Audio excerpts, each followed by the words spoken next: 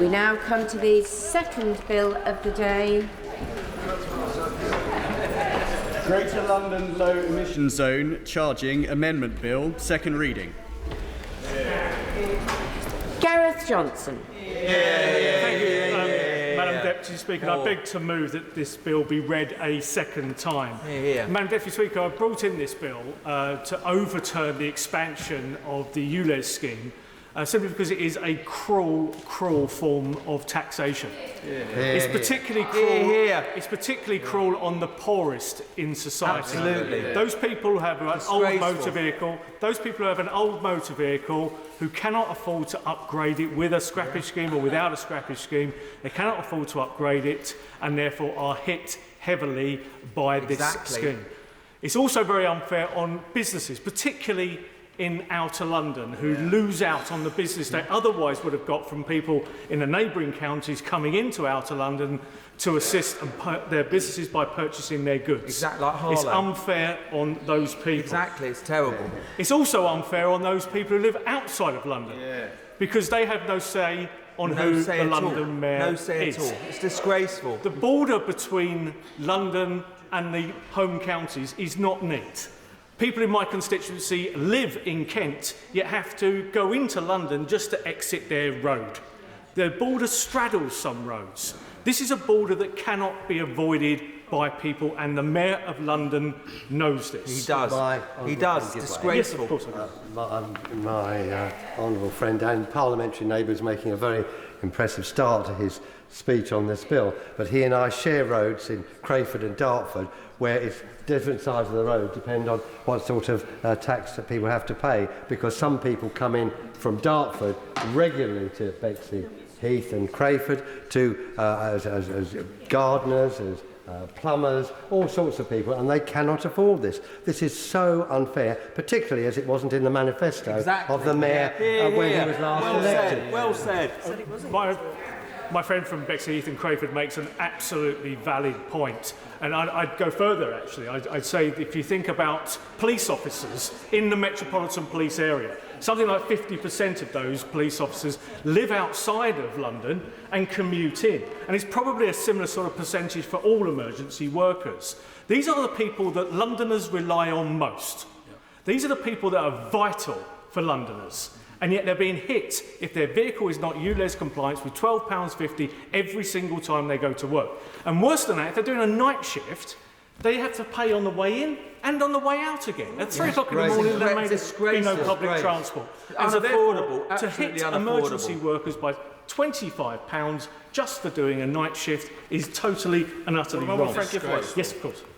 My honourable friend's making a great speech and he knows he has my full support on this issue. But does he agree with me that today we will see whose side the Labour Party on? Are they going to talk this bill out, or are they going to back those emergency service workers and people in Bexley that want rid of the ULEZ? Let's back hard-working people. Well, I pay tribute to the work that my friend from Old Bexley and Sidcup has carried out on this scheme. It's not so funny, they're laughing. Absolutely right. We will see today whether they're in favour of the workers or they're in favour of Sadiq Khan. Well, they think ULEZ is funny for hard-working people. And yes, I will.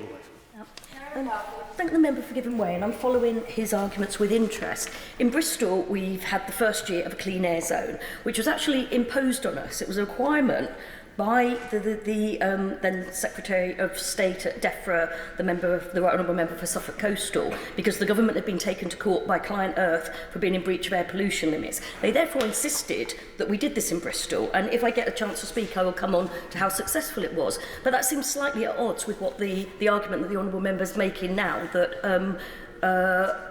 in terms of local autonomy. I'm grateful to the Honourable Lady for her intervention, because it gives me the opportunity to actually smash this myth that the expansion of the ULEZ scheme has got anything to do with air pollution whatsoever. It has not. If it was about air pollution, the Mayor of London would ban these vehicles from going into London. Yeah, exactly. He doesn't want to ban them, he wants to make money out of them. Yeah, exactly, our workers. Who have got no money. Those people driving those motor vehicles, give the Mayor of London £12.50. They can drive all day long in London. He does not give a damn. It's got nothing whatsoever to do with air pollution. And if you take my constituency in Dartford, for example, many people who previously used the Blackwall Tunnel with ULEZ non-compliant vehicles are now having to go and use the Dartford crossing to get across the Thames. It is adding to pollution in areas like Dartford, not removing it. Exactly. Thank you to my friend for giving way. Does he agree with me that the letter that I wrote and signed by many members on the bench today, including himself, in 2021 when Sadiq Khan, the Mayor of London, wanted to put a charge, a border tax as I called it, on people driving into London, which had nothing to do with the environment at that time, when he failed with that after the pressure that was put on, shock horror, a little bit later he puts the same thing out but with an environmental taint to it. I think it's greenwashing, and actually it's just making the people who work so hard in places like Watford pay extra just to go to work. Well said. My honourable friend is absolutely right, and I pay tribute to the work that he's carried out over this issue for some time, and he's absolutely right. The approach for the border tax, as the honourable member for Watford called it, exactly highlights the fact that the Mayor of London was hell-bent on bringing in a system whereby he could make money out of cars. He wanted to make it out of every car originally. When he was stopped from doing that, he now wants to make it out of certain cars only, because that was his B plan, if you like. And yes, and my constituents in Christchurch are equally adversely affected and will benefit from his bill. But can he answer the question as to why the government itself didn't use the powers available to it to ban this extension of ULEZ? I'm grateful to my friend from Christchurch for intervening. As the law stands at the moment, the government does not have the power to overturn the ULEZ expansion. It's consequently, I've introduced this bill which would give the government the power to overturn. It's a very good bill too. And I'm really grateful to the Minister for his work and efforts on this. I'm really grateful for the fact that the government is now supporting this bill, and I hope, therefore, it will be successful as a consequence. Because we've heard about the scrappage scheme, but this scrappage scheme, if you actually look into it, is up to £2,000 per vehicle. Up to £2,000. Good luck getting a vehicle that's ULEZ compliant for up to £2,000. And we're also hearing that people are finding it very, very difficult to actually get their £2,000 or up to £2,000 from TfL, and there's been a lot of delays in that regard. You know, and the people have said, well, why don't we expand the scrappage scheme right down to, to Dartford and beyond? Where do you draw the line if you're going to increase the scrappage area? You go to the Midlands, go down to the West Country. It could cost this country billions and billions of pounds. And billions of pounds it would cost the taxpayers in this country simply because the Mayor of London is unable to organise his finances. I strongly support his bill. This is an unjust charge, and will he agree with me that some of the victims of this charge are local high street businesses in outer London, because their customers from beyond the London border are reluctant to come in because they may have to pay this charge. And in Harlow. And I pay tribute to the Honourable Lady, who's been a real champion of this issue for her constituents in Barnet, and she's absolutely right. The dry cleaners, the fish and chip shops, the sweet shops and so on, that people like to travel to from outside of London into London to use, that no longer happens if their vehicle is not ULEZ compliant. Yes, of course. To the Honourable Gentleman, I've been listening to him very, very, very carefully, and he keeps talking about money making as if someone's making a profit here. This is money that goes to London services, and he is a Dartford MP outside of London. How did he suggest to my constituents who are writing to me in large numbers about the state of the potholes on our road, how we in London afford to pay for his constituents to drive through places like my constituency on the way to the Blackwall Tunnel? Because what he's trying to do is deny Londoners the right to have decent roads. I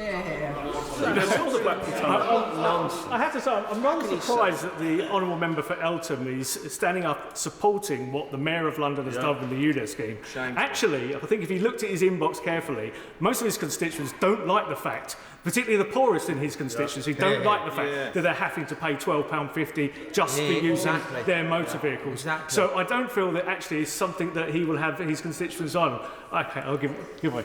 I'm grateful to the Honourable Gentleman. I'm a bit concerned he's been looking into my emails, because I think I'll have a word with the parliamentary estate about that. But actually, perhaps the reason I'm standing up here is because there aren't that many people who are contacting me about ULEZ since it has been introduced. And what they are contacting me about is the state of our roads. And the potholes on our roads, they're symbolic of the disastrous management of our public services we've had from the Conservatives over the last 14 years, and everyone is complaining about them. Maybe then the honourable member has this oasis in South London where everyone around the outside of it hates the ULEZ scheme, and in Eltham they love it. But I'd be very, very surprised. And I would gently remind the honourable gentleman that most of the roads in Eltham are actually maintained by the Labour Council of Greenwich. So I do think that actually they should take their share of responsibility for the state of the roads in Eltham too. But I'll move on, because this all was borne out not just from the border charge that my honourable friend from Watford mentioned, but also consultation that was launched by the Mayor of London. Consultation that showed quite clearly that people rejected it. They did not want it. That was absolutely clear. There was a question mark over how that consultation was handled, but what was absolutely clear was that the majority of people did not want it, and yet he still went ahead with it. So we look at his manifesto when he stood to be London Mayor. In his manifesto, there was no mention of the fact that he wanted to expand the ULEZ scheme right out to the border. So he has no mandate from his manifesto either. We look at his transport plan as it was previously. That had no mention of the fact that he wanted to expand the ULEZ scheme right out to the outside of London. And so the Mayor of London does not have a mandate to have carried out the expansion of the ULEZ scheme. It's no mandate at all. I've heard people say, well, this is interfering with devolution. It's undermining devolution. That's what allegations. There we are. There's allegation there. They're saying it's undermining devolution. Yeah, they don't care about the poor. I would say the opposite. It is the actions of the London Mayor that is actually undermining devolution. The whole point of devolution, the whole point is to bequeath powers to make laws to elected mayors in this example. And for those elected mayors to use those powers for those people that he represents. It is not devolution when you carry out those powers that have such a profound impact on people that do not come under your particular area. If you live in Dartford, if you live in Dartford, for example, you have a huge impact on your lives carried out by the Mayor of London, yet you do not have the power to vote him in or vote him out. It is literally taxation without representation or any kind of accountability whatsoever. It is, frankly, Madam Deputy Speaker, devolution at its worst, and that's why it is absolutely right that central government intervenes over this matter, because it is taking the devolved powers way beyond that which was intended and impacting people who do not have a vote on that person. And I'll make one prediction. One prediction that this is the beginning, Madam Deputy Speaker, and not the end. Come the London mayoral elections in May, if Sadiq Khan wins, as sure as night follows day, he will change the criteria of those vehicles that are ULEZ compliant or not. Until we will get to a stage where every single petrol car, every single diesel car is impacted by this expansion. I think people watching this at home, if they've got nothing better to do on a Friday afternoon, people watching this at home, sitting pretty, thinking, this doesn't affect me because my car's ULEZ compliant. It's nothing to do with me. It's for people who have a car that's not ULEZ compliant. I say be very, very aware of what happens at the mayoral elections. Because as sure as night follows day, the Mayor of London will change the goalposts over this and ensure that all motor vehicles will be hit by the ULEZ expansion. Of course they will. I thank you, Madam Deputy Speaker, and I thank my honourable friend for giving way. On that exact point, does he agree with me that it's very clear that what the Mayor of London says and what the Mayor of London does are very different, and he previously ruled out expanding ULEZ and then he done it? Says it all. Absolutely right. And this has actually been typical of what's happened in this whole debate. Go back to July of last year. The leader of the Labour Party said that ULEZ expansion was a wonderful thing. Come the by-election in Uxbridge, he said, oh no, we've got to think again over this one, not quite sure if we got this one right. Come just this week, he said the ULEZ expansion was a great thing. We've had enormous dithering from the leader of the Labour Party over this very issue, and therefore the Mayor of London is taking full advantage of that fact. So we had a Westminster Hall debate. Many of my colleagues were present for that. Unfortunately, not a single Labour backbencher turned up to that debate. It was pitiful. About the working man or woman. And I think it highlights the sort of mismanagement that's taken place over this whole issue by the Labour Party. And so if I can finish on this one point, we have the mayoral elections obviously coming up in May, Madam Deputy Mayor, as I'm sure you're aware. The Conservative Party candidate Susan Hall, Madam Deputy Speaker, I do apologise. We have a Conservative Party candidate, Susan Hall, who has pledged that if she is made the Mayor of London, she will overturn the ULEZ expansion from day one. So therefore, the most effective, quickest way of actually overturning the ULEZ expansion is to vote for Susan Hall at those mayoral elections. If we do that, or if my bill is successful, we will end what is a cruel form of taxation against many people who have no say over who the London Mayor is. Exactly, like my constituents of Harlow. An attack on the poorest in society, those who can least afford to pay it the most, are those people who are being hit the hardest. And I can't wait to see the back of it. Lillian Greenwood. Thank you, Madam Deputy Speaker. And I rise to speak in opposition to the bill before us today for 3 key reasons. Firstly, because it represents an attack on devolution. Secondly, because it ignores the urgent and important need to tackle poor air quality, not just here in London, but in towns and cities across our country. I think, Madam Deputy Speaker, you'd be forgiven for forgetting about this urgent public health issue, because the honourable member opposite barely mentioned it in his introduction of this bill, and yet it goes to the very heart of what the ultra-low emission zone is about. It is about trying to tackle something which we know is a significant problem here in London and in towns and cities across the country. And of course, it isn't just a problem in city centres. When I think of my own city and the heat map of where there are poor air quality issues, it isn't just in the city centre. Actually, it's often in the ring road where there are particular issues. And so it is an issue in outer London, just as it was in inner London. And thirdly, I think, because it is using what is a serious public health issue for purely party political point scoring. So let me begin, Madam Deputy Speaker, with the issue of devolution. It would be nice if I could hear myself speak. I think it's worth remembering that the ultra-low emission zone and indeed emission charging zones are a Tory policy. They were pushed onto local government by a Tory government and first championed here in London by a Tory mayor. But you wouldn't know that to listen to the interventions opposite. Now, the Mayor of London has statutory obligations in relation to air quality across the Greater London area. He has a right, indeed a duty, to introduce measures to meet the national air quality targets set by central government. The whole purpose of devolution is for local people to determine the policies that are needed for their area. Now, the government has set the targets for air pollution, for air quality, I should say.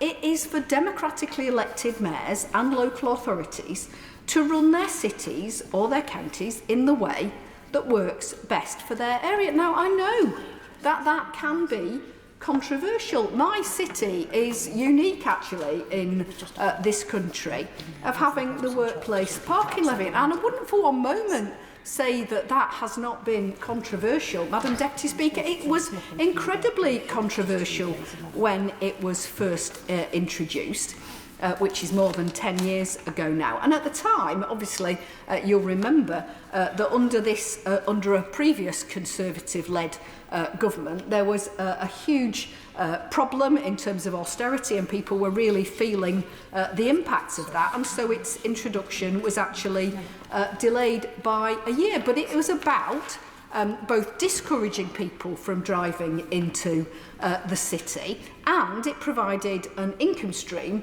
which could be used to improve alternatives to driving, to invest in public transport. And it's been incredibly successful doing that, because Nottingham is one of the cities that hasn't been forced to introduce a charging clean air zone, because the work that they have done to improve public transport, in part funded by that workplace parking levy, has led to that situation. Now, the Mayor of London expanded the ULEZ in August 2023 because toxic air pollution is a public health crisis. Yeah. He is acting to tackle the crisis of poor air quality. And let me remind honourable members, poor air quality is linked to around 4,000 premature deaths per year in London. And it leads to children growing up with stunted lungs and contributes to people developing serious health problems, including asthma, heart disease and dementia. Now, I understand that the honourable member might not agree with the Mayor about the best way to tackle the issue of air pollution, but that is democracy. And I have to say, I will indeed give way to my honourable friend. I'm grateful because she's developing a very powerful argument, and this is what the Conservatives have no answer to. What is it that they are going to put in place to deal with the health aspects of poor air quality? Yep. You know, the damage to children's development, people with COPD and other respiratory and coronary illnesses are adversely affected by this, and they are so desperate because they have nothing to offer the people of London that they are seeking to scaremonger about this charge. But they have no concern whatsoever for the health of those Londoners or those people in outer London, who are suffering most from air pollution. Yeah. I thank my honourable friend for his intervention, and I think that's absolutely right. And it was really telling when the honourable member began to talk about his mayoral candidate, that he didn't say anything about her plans to tackle the very serious issue of air pollution. I give way to my honourable friend. I thank my friend for giving way. I think she hits on a blunter truth about this piece of legislation, because in 6 weeks' time, the constituents that we all have, whether they agree or not with the argument being made by the member opposite, whether they agree or not with the arguments around the importance of tackling air pollution, will have the opportunity to express an opinion at the ballot box in choosing who the London Mayor should be, who is overseeing this policy. So isn't really the message of this legislation that Conservative MPs have no confidence in their mayoral candidate being able to win that argument, or indeed doing anything in support of their policies? Isn't the message the reality of this, because they feel the need to intervene and usurp devolution, that nobody in London should even bother with the Conservative candidate because her own colleagues think she's incompetent? I thank my honourable friend for that intervention, and I think she has hit the nail on the head. And progress is being achieved. The vast majority of cars, 19 out of 20 in Greater London, are compliant with ULEZ. And on these benches, we're pleased that Transport for London and the Mayor of London have decided to expand the scrappage scheme to support those struggling in the moment as a result of the Tory cost of living crisis. I give way to... I'm listening with interest to the Honourable Lady's speech, and obviously the government supports this particular bill and the circumstances apply. But will she address the point that is fairly made about people outside a mayoral zone being affected and penalised by entering a mayoral zone when they didn't vote for that? Yeah, exactly. Well, I think, unusual as it would be for the Minister to intervene, I feel, but I think the point was made by my honourable friend, which is that when people from outside London drive into London, the costs of that, in terms of health, in terms of the wear and tear on the roads, is borne by constituents here in London. And I don't think it's unreasonable for them to expect those who benefit from everything that London has to offer and from travelling into the centre and causing congestion and poor air quality follows the principle that the polluter pays, and that's a well-established principle.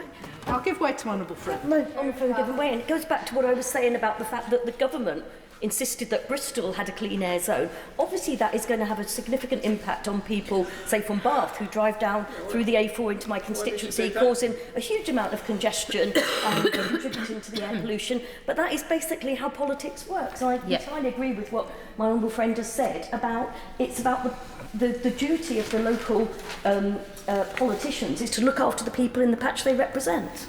My honourable friend is exactly right. But I will come and address it further on in my speech, issues around how we best tackle the issue of air pollution and at the same time protect those who are impacted by this charge. But as I say, from August 21st last year, every Londoner with a non-compliant vehicle became eligible for a £2,000 grant to assist them in replacing their vehicle. Now, I understand that people have said, well, £2,000 is not enough, but that has been provided, Madam Deputy Speaker, despite central government providing no financial support to the Mayor of London. Of course, the government, if they are concerned about the impact, if they are concerned about the impact of their clean air charging zones, they could have provided additional assistance to the Mayor. Now, I'm not giving way at the moment. Additional financial support to. They could have provided additional support in order to so that amount could be increased, and they chose not to. I'm proud that Labour is the party of devolution. It was Labour that created the mayoral model in London, created the Scottish Parliament, the Welsh Parliament and the Northern Ireland Assembly, as well as always having... The Honourable Lady is trying to make a speech. We've got a conversation going over the two front benches and rather a lot of shouting at the Honourable Lady.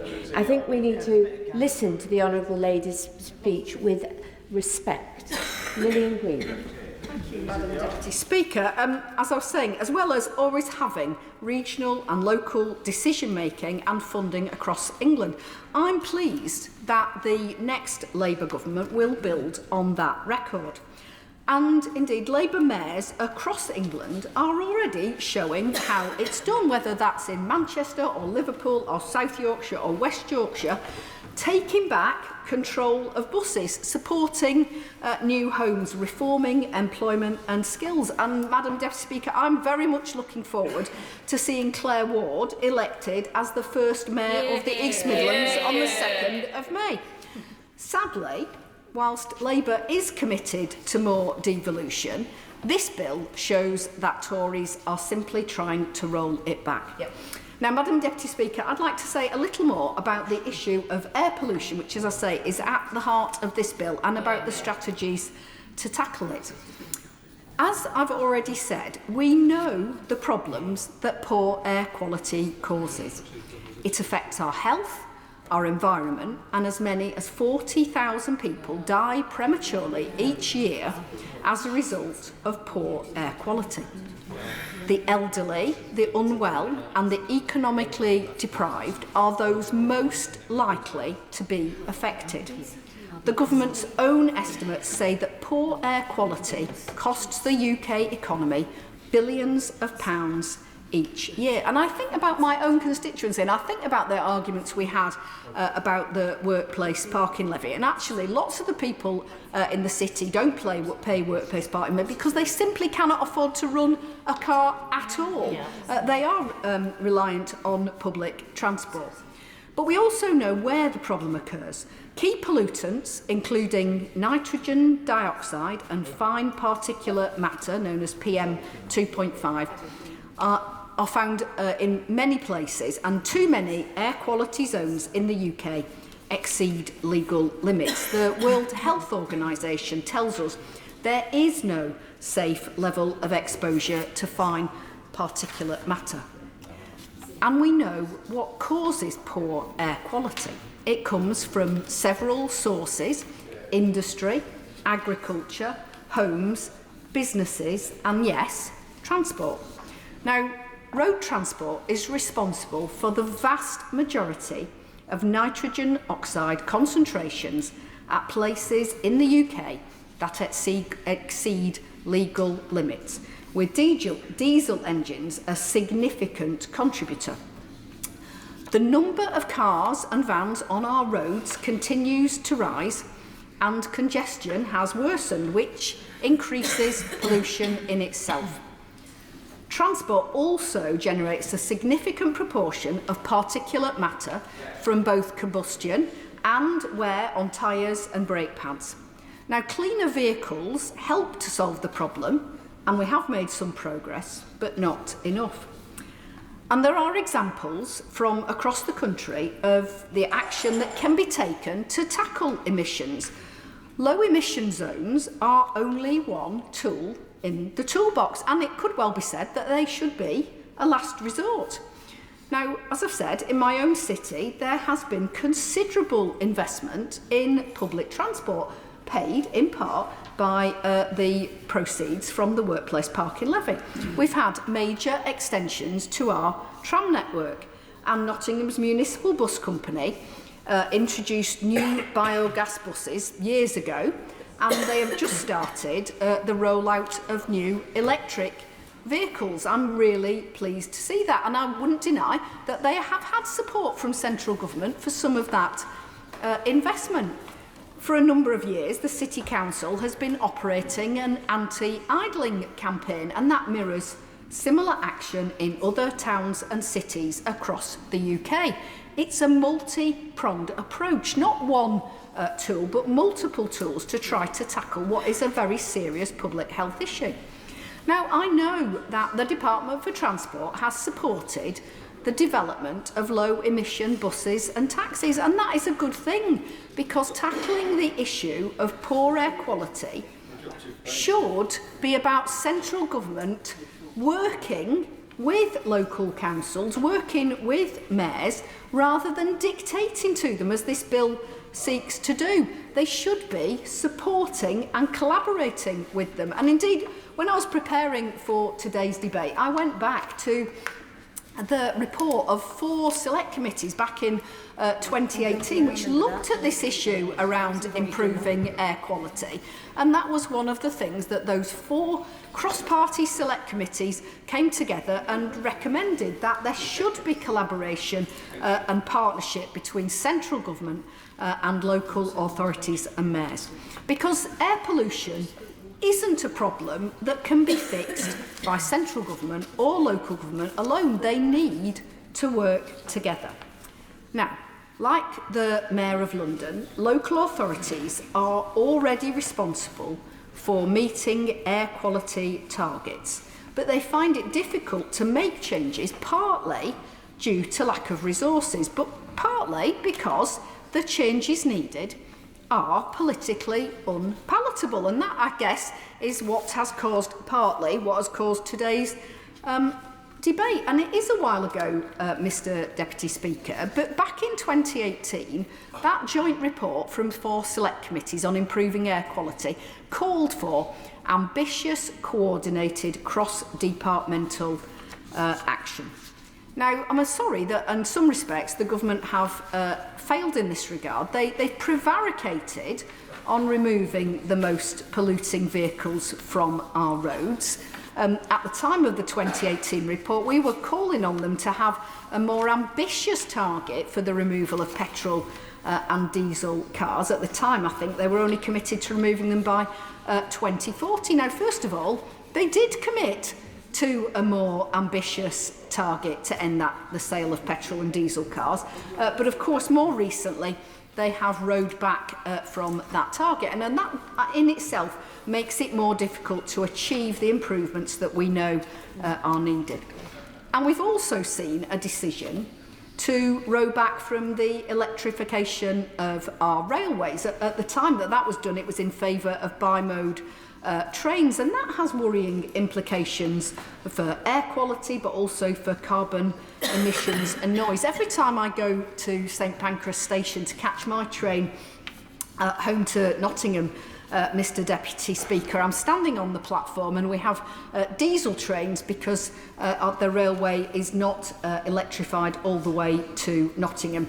And I'm looking forward, frankly, to seeing new trains on the Midland Main Line next year, but they're only going to be bi-mode trains. So whilst they will be leaving St Pancras under electric power, which will improve air quality in central London, by the time they get to Nottingham, they'll be operating under diesel power, doing far less to improve air quality in our city. And I'm afraid that that is the result of a decade of broken promises by successive Tory Prime Ministers who've paused and then cancelled electrification of the Midland Main Line, and we now know that electric trains won't reach Nottingham until at least the early 2030s. I've sometimes joked that I will be retired by the time that we get there, and I'm afraid that might be the case. Now, there is a danger that the government rely too heavily on new technologies to solve our air quality challenges, placing too much emphasis on cleaning up road vehicles and not enough on reducing the number of vehicles on our roads. Yep. Improving public transport and encouraging active travel should lie at the heart of any clean air strategy. And indeed, when we come to freight vehicles, obviously getting more freight off our roads and onto our railways would be very welcome. Taking many HGVs, which are often the most polluting vehicles, off our roads. Now, back in 2018, the 4 select committees concluded that the Department for Environment, Food and Rural Affairs and the Department for Transport should work closely with local authorities to ensure that councils introducing clean air zones received the support they need to implement complementary measures that encourage car drivers to switch to public transport and active travel, as well as increasing the take-up of electric vehicles. Now, of course, I understand that not every journey can be taken by public transport or on a bicycle or on foot. But if we can change a proportion of those journeys, we can make a real difference.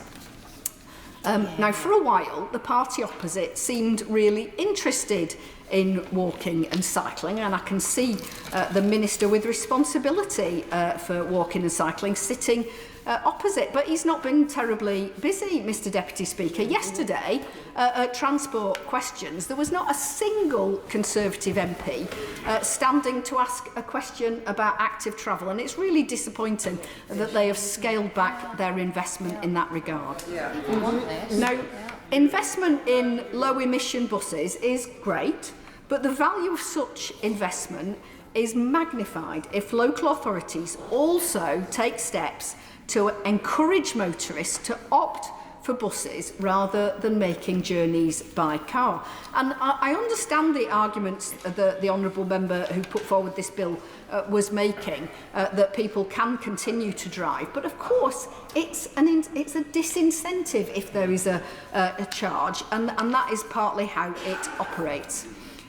We know that the pandemic had a huge impact on public transport usage, both here in London and across the country. And actually, I pay tribute to the government for their £2 bus fare. That's been a really welcome initiative. But of course, here in London, the Labour Mayor Sadiq Khan has also taken action, both to protect Londoners from the Tory cost of living crisis and to encourage more people to travel by public transport, introducing the hopper fare on buses and freezing fares in 5 out of 8 years. But without action on modal shift, efforts to tackle congestion or improve air quality are less likely to succeed. Many of the policies needed to tackle urban congestion could also help to improve air quality, and tackling both could have a positive effect on both the local and the national economy. And a significant increase in active travel could make a difference, not just to policies around air quality, but also to tackling obesity, improving mental health and building better communities. I will give it. I don't want to bring away. She's making an incredibly powerful case as to why it should be a priority for all of us. Because ultimately, air quality is a social justice issue. However rich or poor you are, we are all breathing the same air. Indeed, I would suggest to anybody who lives in London, the case for tackling air quality is best experienced when you leave London for a couple of days and frankly blow your nose and you realise what you've been breathing in. That affects everybody. So she's absolutely right that we need to tackle it at a national as well as a local level. But does she agree with me that unless the Conservatives come up with an alternative plan, she is condemning in particular the poorest in our communities to the worst health outcomes? My honourable friend again makes a very, very important point. And in the absence of proper information about how a Conservative mayor would tackle the issue of air pollution, I'd be very surprised if many people decide that that's the direction they want to go. Finally, Mr Deputy Speaker, this bill is about party political point scoring. The government supports clean air zones. Indeed, it provided cash for scrappage schemes in Bristol, in Bath, in Sheffield, in Birmingham and Portsmouth and other areas of the country, but not in London. I wonder why that is. And of course, in towns and cities across England, not just in London, our constituents have faced 14 years of Tory economic failure. They can't afford another week, let alone more months or, heaven forbid, years of Tory government. Families are sick with anxiety as they endure this cost of living crisis, whilst their local services are under immense pressure. Now, when times are tough due to the Conservatives' economic failure, it's essential that we look at options for achieving clean air without disproportionately impacting people who are facing tough times. We must secure our economy. We must make it stronger by getting growth back on course, as the last Labour government did, instead of the anaemic situation that we have had under 14 years of the Tories. Of course, they don't want to hear it, do they? They really don't want to be reminded that growth was faster under a Labour government than it has been under 14 years of the Tories. And that it is the result of 14 years of Tory economic failure that leaves us in the position that we are, where everything is worse and everything is broken. It's by growing our economy that we'll provide sustainable long-term funding for councils and give local areas the tools and the stability that they need for growth as we push power, wealth and opportunity out of Westminster. Now, I will give way.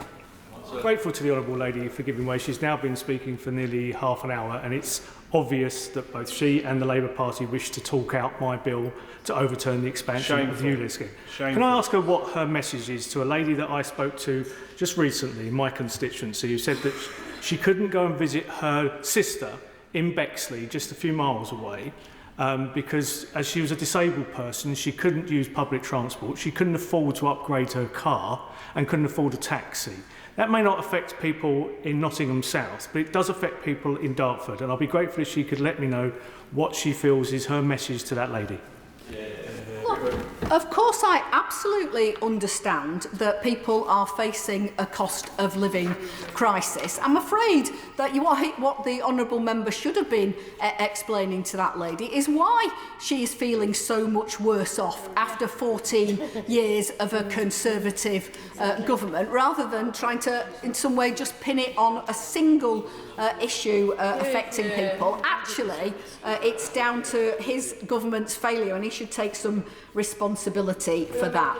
Now, I will give way. I thank the member for giving way and for her excellent speech in support of our clean air, which is what this debate is about. what would she say to the many parents that I meet in my constituency who introduce me to children who have asthma, children who have asthma on a scale never had before, but whom, with the ULEZ and other measures, will see their children's health improving? Well, I thank my honourable friend, and I think she makes a really important point, which could be lost in this debate, which is this is about health. It is about the health of children. It is about the health of older people. It is, as my honourable friend said, about the health of some of the poorest in society who are most impacted by poor air quality. And that's what we should be talking about. That is what this debate should be about. I will give away. I'm going to tell friend, but very briefly, if it's not about health, which is what the claim is of the mover of this bill, why has the government supported charge zones in other cities? Well, I think we will have to listen to the Minister for his answer on that. But it was very clear that the government wanted clean air charging zones. In fact, it was a requirement on cities that hadn't succeeded in meeting air quality targets through other measures. And I'm not going to apologise for speaking in this debate because, as I say, over a long period I've had an interest in this issue of air quality, and I think the experience in our own city actually means that we have something to offer and something to share. But let me just turn finally, Mr Deputy Speaker, to the alternative, because the honourable member opposite didn't say much about alternatives, and I want to, because Labour does have a plan to support drivers. Labour will support drivers by focusing on the cost of living and on the infrastructure challenges that are real priorities for those households who have and use a car. And that probably includes most of us some of the time, even if we walk and cycle or use a bus most of the time. That includes working with the Competition and Markets Authority, working with the Financial Conduct Authority and industry on addressing the soaring costs of car insurance. Our plan to bring railways back into public hands and allow local authorities, all local authorities, to take back control of their bus services, something that London never had to put up with, frankly, because they never had their bus services deregulated as the rest of the country did. Those things have the capability to relieve congestion by improving the state of our public transport network. And I imagine other local authorities might like to follow Nottingham's lead in having a municipal bus company, which once again has been shown to be one of the best bus services in the entire country. I would say the best bus service in the entire country, thanks to Nottingham City Transport. A Labour government is committed to protecting our environment, to helping decarbonise the economy and ensuring we all have safe air to breathe. Labour would work with local authorities and mayoral combined authorities to support them to meet air quality targets in the ways that work best for their areas. We appreciate that emissions levels in different areas vary by the kind of industry and the economic activity in those areas, and we will work in partnership with local and regional governments, empowering them to protect and improve air quality whilst also fostering economic innovation and productivity. Labour would make clear that the government has a direct responsibility to work with all local authorities to avoid the need for charging clean air zones through the adoption of alternative air quality improvement methods, as I've talked about today: rerouting traffic, land management, speed limits, better public transport and better options to get freight off our roads and onto our railways. And that responsibility should also extend to helping to mitigate the impacts of any proposals that clears the strong thresholds set by government for a clean air zone. Mr Deputy Speaker, I thank you for having the opportunity to speak in this debate, and I do hope that honourable members will focus on that issue of air pollution and the need to take action in a variety of ways to tackle it. Thank you. The question is that the bill be now read a second time. Sir David Evanet. very much, Mr Deputy Speaker, and I'd like to begin by congratulating my honourable friend and neighbour, the member for Dartford, on his bill today, which I was delighted to be a co-sponsor of and to participate in this debate.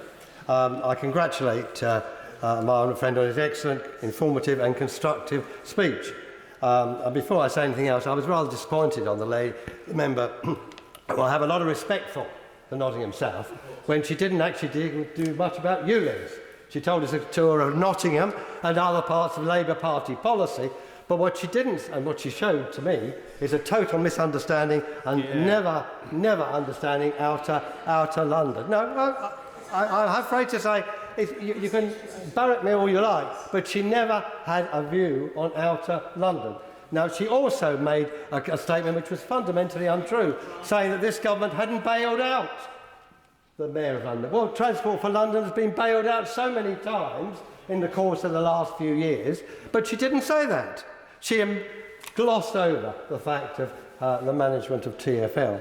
She also didn't come up with any facts or figures about how the ULEZ in inner London had reduced the level of pollution, because we still see huge pollution in inner London, even on the underground, which was something last year that came to our attention. Now, just a moment. No, I will just go.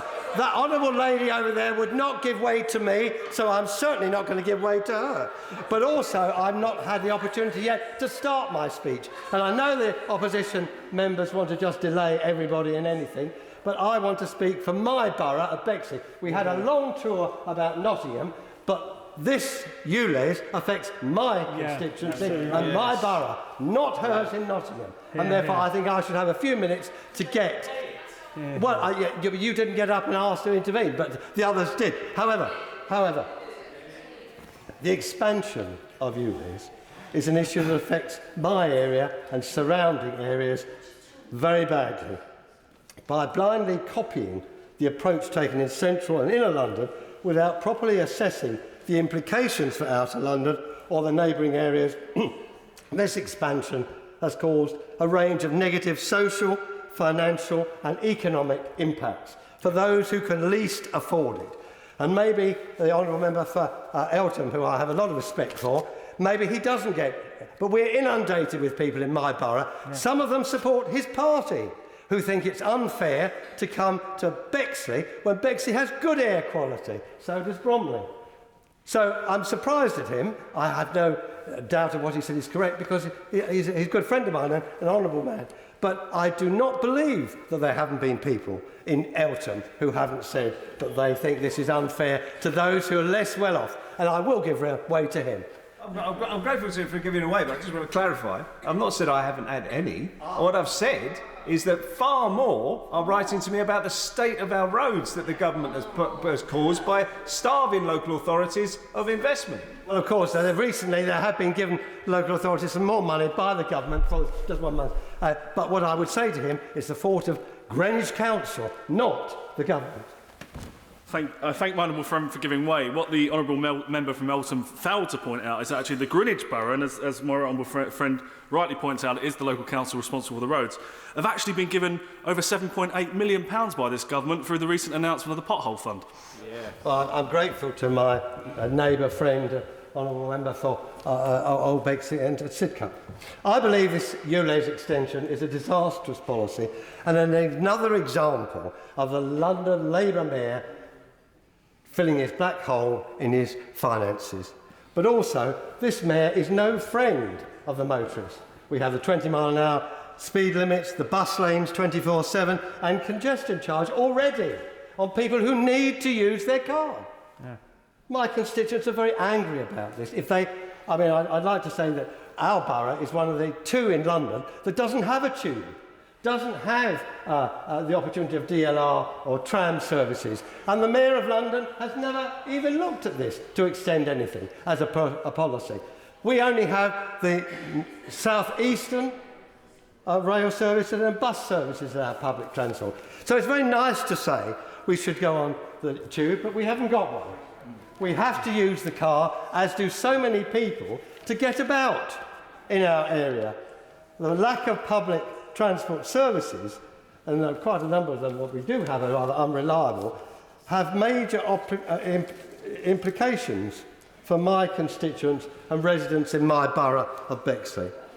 We therefore are heavily reliant on our cars for various purposes, and we have one of the highest car ownership rates and the lowest sustainable mode share rates in London. And over the last decade, car and van registrations have outstripped the population growth. It's not something we want to do, but we hear all this wonderful about the Mayor of London doing this. In our area, he's done very little. And I made the point in intervention to my honourable friend, the member for Dartford, that he had no mandate to do this. And it's all very well the lady from Nottingham South saying about mandate, but he had no mandate in his last manifesto for this matter. We could have debated it then. And mandate, she was high on the mandates, but didn't mention that at all. Now, the consultation, I believe, was rather a sham when it took place. 2/3 of them, we understand, objected. And they objected for many and various reasons. Because we've heard businesses, because we've heard the case of my honourable friend's constituent, who has to go to visit a relative on a regular basis, and now is having to pay an extra £12.50 every time to visit a relative in Bexley. Now, if the Labour Party say they care about the less well-off, those are disadvantaged, and I do passionately. I believe in social mobility. I believe in the opportunities for people to maximise their opportunity in life. But also, I have to say that this is a tax on these people who cannot afford, and we don't have the public services of transport in Bexley that other London boroughs have.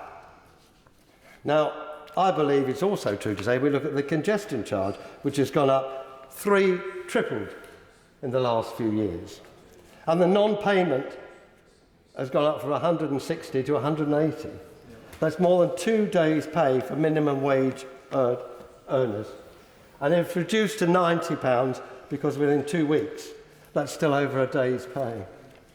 Now, I think this is very, very unsatisfactory for the less well-off in the outer boroughs, the businesses, key workers, pensioners and families. And it's no good, the Labour Party always blaming somebody else, because this is under the Mayor of London, and he is doing that. And the poorest in my borough are the ones who haven't the ability, and £2,000 is a bit of an insult to suggest they can change their car. I'm really disappointed on that. Yes, of course I will. Gentleman for giving way. And if he were wishing for support to persuade the government to provide additional support for scrappage, as they have around other low-quality air zones in the country for people in London and the outer boroughs, like I represent as well as he does, he would have my support. But does he understand my concern with the case that he's making? Our constituents could have their say on this at the London mayoral elections in just 6 weeks' time. Why then is he seeking to usurp his own candidate and her ability to address this issue? Does he really have so little confidence that he feels that national legislation is needed to undermine his own candidate? Or is it really a sign that he just thinks London recognises the best option is Sadiq Khan? Well, I mean, I have a lot of respect for the Honourable Lady, and I know her constituency very well, because I grew up in Woodford, so I know the area. My wife was born in you know, no, I know it's not your constituency, but Walthamstow my wife was born in, and my son was born in, so just let me finish before you interject. Therefore, I know that part of the world well, and I know her, and I respect her tremendously for the work that she does locally. What I would say to her is, quite definitely, this is a conversation that should have been done before the Mayor implemented this policy. We could have then had meetings with government, with outer London member constituencies, and have a discussion about how we could go forward constructively. But it's like he didn't do that. He just had an artificial consultation. I didn't take any notice of the results of what people thought, and we didn't have the discussion. So, one, I think we should have had it beforehand, and what she makes the point about discussing with government and others, but we didn't have it.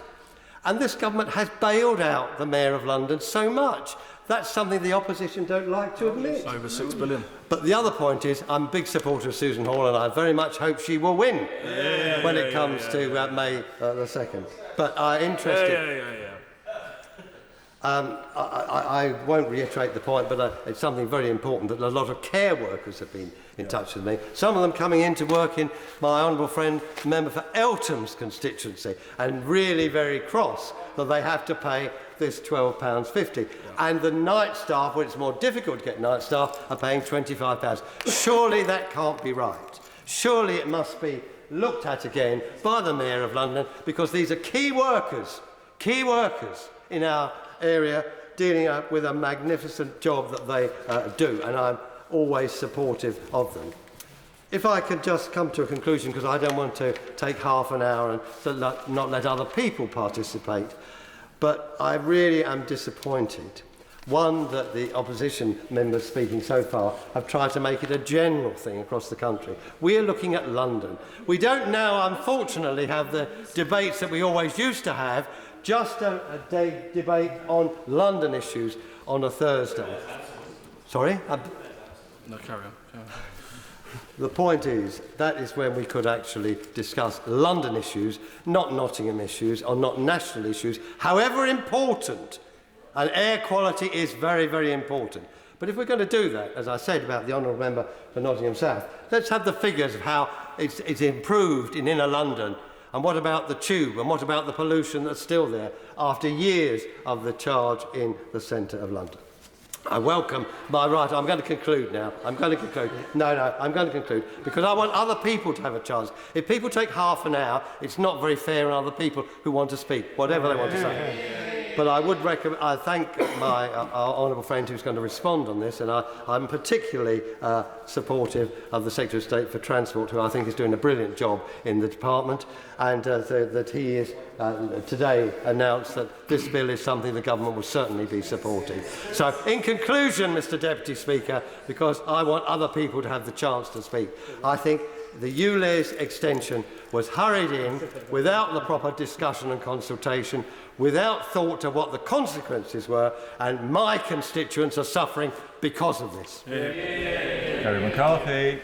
Thank you, Mr. Deputy Speaker, and I suppose I have to apologise as a Bristol MP for daring to take place in a debate that is primarily about our capital city, where millions of our constituents will visit and will come here to work and as tourists, and where we all, as a nation, want to see it as a healthy, safe and pleasant place for people to visit, live and work in, regardless of which constituencies we actually represent. And I do want to challenge the honourable member who brought in this bill for saying that this is not an air pollution issue. It's clearly not an air pollution issue from his point of view. We know why he's brought this bill forward today. It's because of the elections coming up on May the 2nd and desperate last-ditch attempt to try to boost the Conservative vote, and I think we know how that will turn out, and perhaps some of the honourable members opposite ought to be out and about talking to voters on the doorstep rather than taking up a time here today if they really want to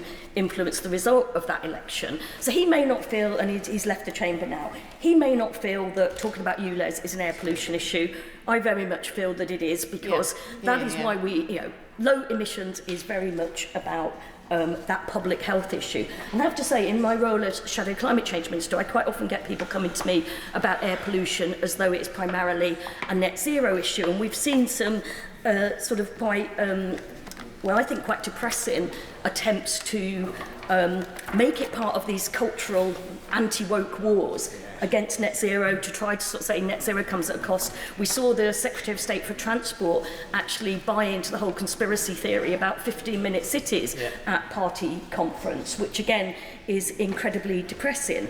And we do, obviously, reducing emissions from transport is very much part of our ambition to meet net zero, but I would say the immediate driver is the need to clean up our air.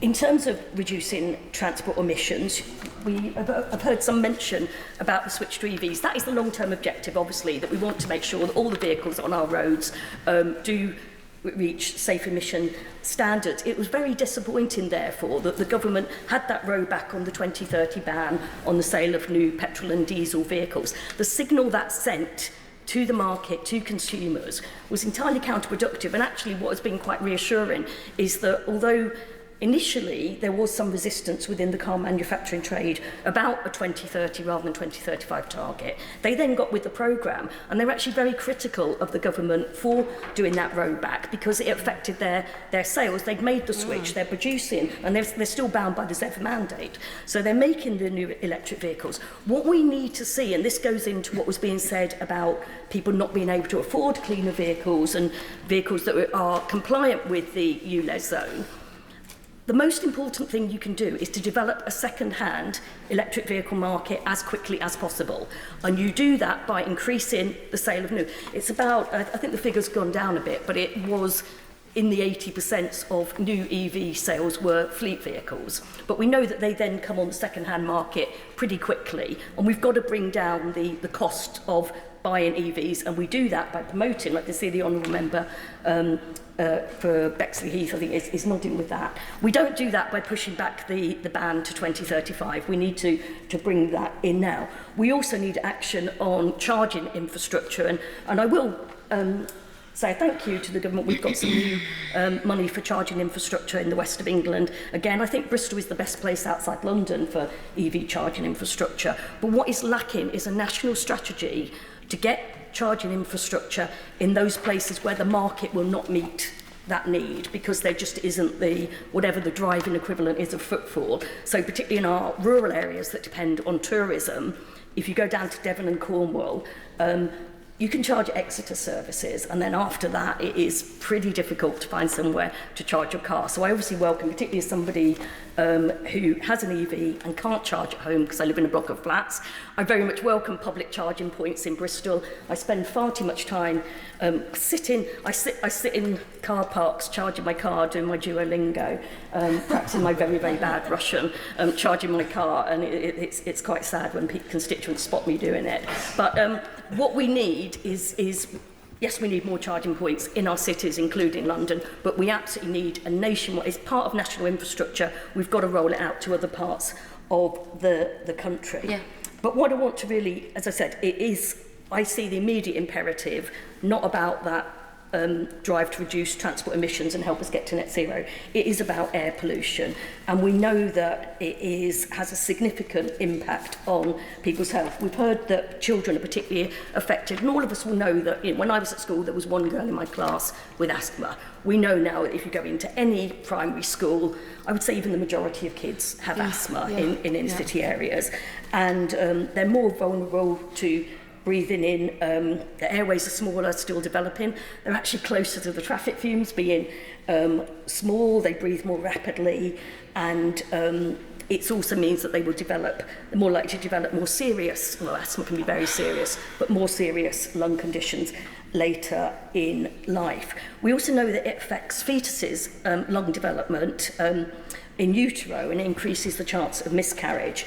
If a mother is exposed to a lot of air pollution during pregnancy, their baby is more likely to be born premature and at a lower weight, and lower birth weight is correlated with development of certain health problems as a child grows up. And I want to pay tribute to groups like Asthma and Lung UK, but also Mums for Lungs that have been doing really good campaigning. In my constituency, we have groups like St George Breathing Better, which was very much behind the push for things like school streets campaigns, where you get a scheme around schools where you don't have those high-emitting vehicles, particularly when children are going in and out of school. There's a real issue that needs to enter into some of this debate as well. I don't know whether the honourable members found it in her constituency. There's a significant rise now in COPD, and the response to that, to be frank, hasn't been particularly helpful in recent years about acknowledgement, proper diagnosis and speed of reaction to it. But again, that relates to the air pollution issue. And I found it in my constituency there seems to be quite a significant rise of that condition now. I think the honourable member is right, and I think it's also tied in with poor housing conditions. And we know we've had debates in this place before about making sure homes are fit for human habitation. And there was the young boy recently who tragically died because of the mould in his home, and these things are all connected. But the honourable member on that point, So I have recently been diagnosed with adult onset asthma in the past few weeks, and adult onset asthma is on the rise, and we know that 30% of cases of adult onset asthma are also triggered by allergies. A lot of this linked to mould within the homes, etc. She's making a really powerful speech on this point, but it does go to the heart of exactly why we need to tackle this issue. It's for everybody in our constituency, young, old, all of us. And I would actually say, as somebody who suffers from hay fever virtually all year round, it is far worse when you're in, you think it would be worse in the countryside. It is terrible when you're in London. Actually, I was in Paris recently in January, and suddenly the hay fever took off, and that is because of air pollution levels. And it's also, you know, it's not lethal in the way that asthma attacks can be, but it's a pretty grim thing to have to live with, and particularly, you know, if you know, it affects people's ability to do their work and to study and everything. So in terms of going back, as I mentioned earlier, the government was forced to act on air pollution. It was taken to court by Client Earth, and I want to pay credit to them for their continuing efforts through the legal system to hold the government to account on meeting its environmental targets or setting environmental targets. And as a result of that court case, Bristol was asked to act. And I've already made the point about the perhaps the irony of, in some cases, demanding local autonomy and not to be told what to do by the Mayor of London, but in Bristol, the Secretary of State telling us we had to do it. But we... Very briefly, I think she's making a fair point, but I think there has to be the issue of scale, does it not? Because in Bristol, the clean air zone is barely 2 miles, it's about 1 mile by 2, and was specifically introduced so that it was taking into account individuals and businesses, whereas obviously my honourable friend's bill is not seeking to get rid of the congestion zone, it's not even seeking to get rid of ULEZ first expansion, but the second expansion, by contrast to Bristol and its 2 square miles, this is 600 square miles approximately. This is 50 by 50 miles. This is so monumentally bigger than anything else that is contemplated in Bristol or in other cities. But the mayor, we have a Greater London Assembly and a Mayor of London with devolved powers and Transport for London, so it is looked at on a London-wide basis. And whereas Bristol, as I've said, there is an issue with people in places like Bath coming into the city centre, but there's not that interwoven, you know, the boroughs where you can't see the border between one borough and another. There's not that interconnectivity that there is in London. And he is right. I mean, Bristol, we were told that we had to act to bring air pollution levels within legal limits as quickly as possible. But we did go to great lengths with the modelling to try to make sure that some of these concerns about the economic and social impact were dealt with. So we, as the Minister said, making the zone as small as possible was very much one of those factors. The scheme came into effect November 2022. And I think it's relevant to talk about the Bristol scheme because this shows what can be achieved by similar measures in London. The scheme came into effect November 2022, and in January this year we had the first annual report as to how effective it had been. It was judged to have been highly successful. The headline figure was that air pollution across all measured sites had declined by 9.7%. The success of the CAS is obviously measured by whether it lowers nitrogen dioxide levels below the legal limit of 40 micrograms per cubic metre. In November 22, when the scheme was introduced, there were 18 sites across Bristol that were above that legal limit. Just 12 months later, that number was down to just 6 zones. And it was particularly effective outside the Bristol Royal Infirmary and the Children's Hospital, which are bang in the middle of the city centre. Air pollution was down by an incredible 26.9%. And I defy anyone to tell me that improving air quality by such an extent in areas where there are very sick and vulnerable people, including sick children, is a bad thing. It's been really successful. Tourism too, isn't it? Yeah, the tourism. Friend, give way. Does she share my concern that sometimes this is set up as binary, that it's between motorists and everybody else, like the children in the hospital, but actually this is beneficial for all people. And one of the things that came out in the 2018 report is that some of the worst air quality is actually inside the vehicle, and so motorists very directly benefit from improvements in air quality. Yeah, I remember I was on, I think, 2 of the select committees at the time that took part in that inquiry. I was on the Environmental Audit Committee and the EFRA Select Committee, and it was so difficult actually to try and bring those committees together, but it did produce a really good, significant report, and I think it's something we should still pay heed to when looking at what we do as a House going forward on this issue.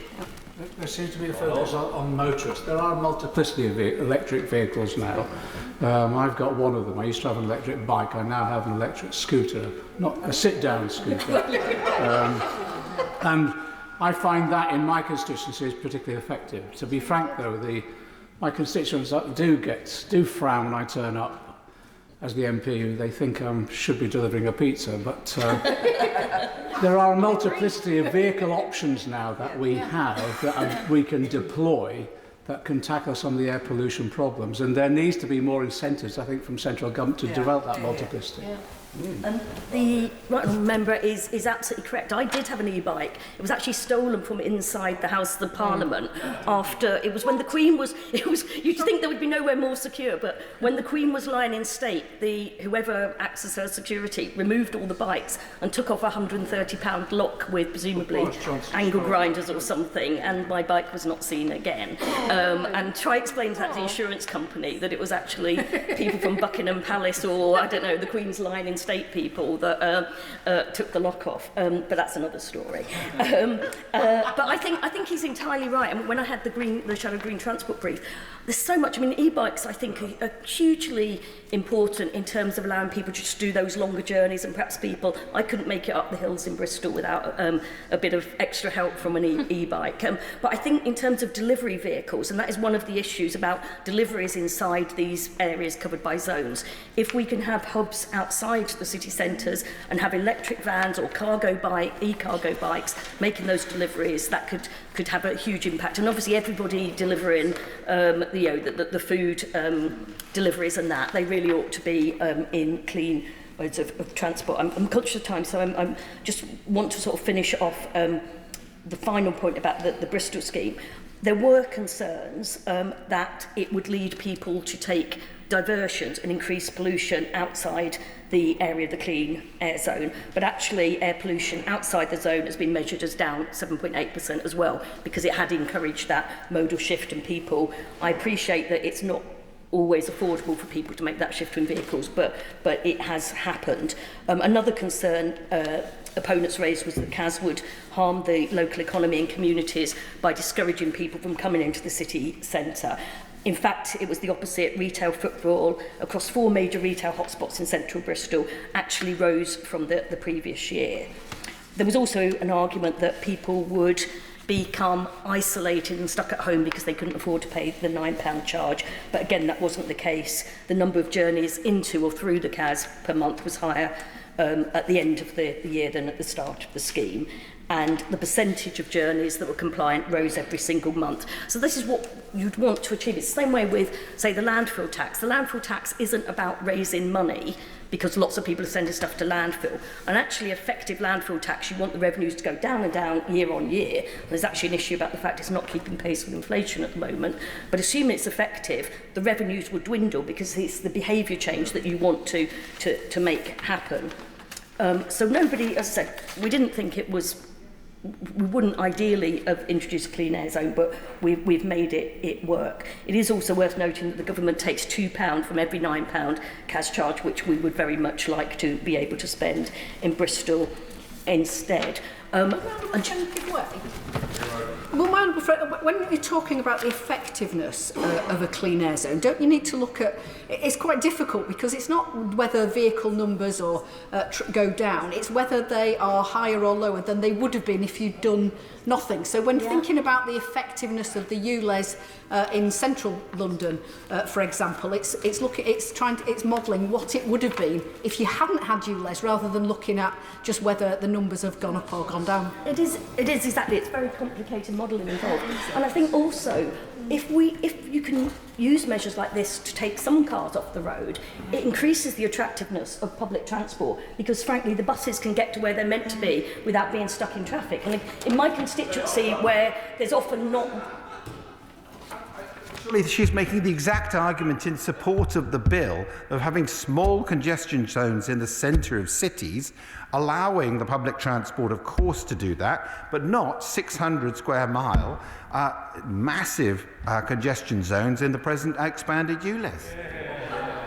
In the context of the Honourable Member Bexley Heath, who was saying that he doesn't have a tube in his part of Greater London, and as though the only alternative to the tube would be driving.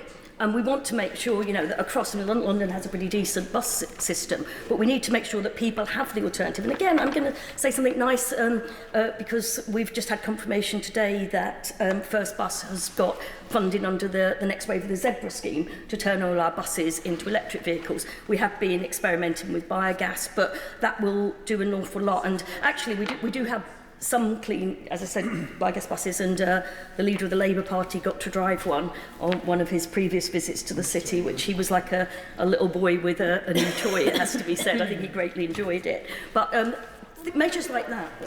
I thank Ronfin for giving way.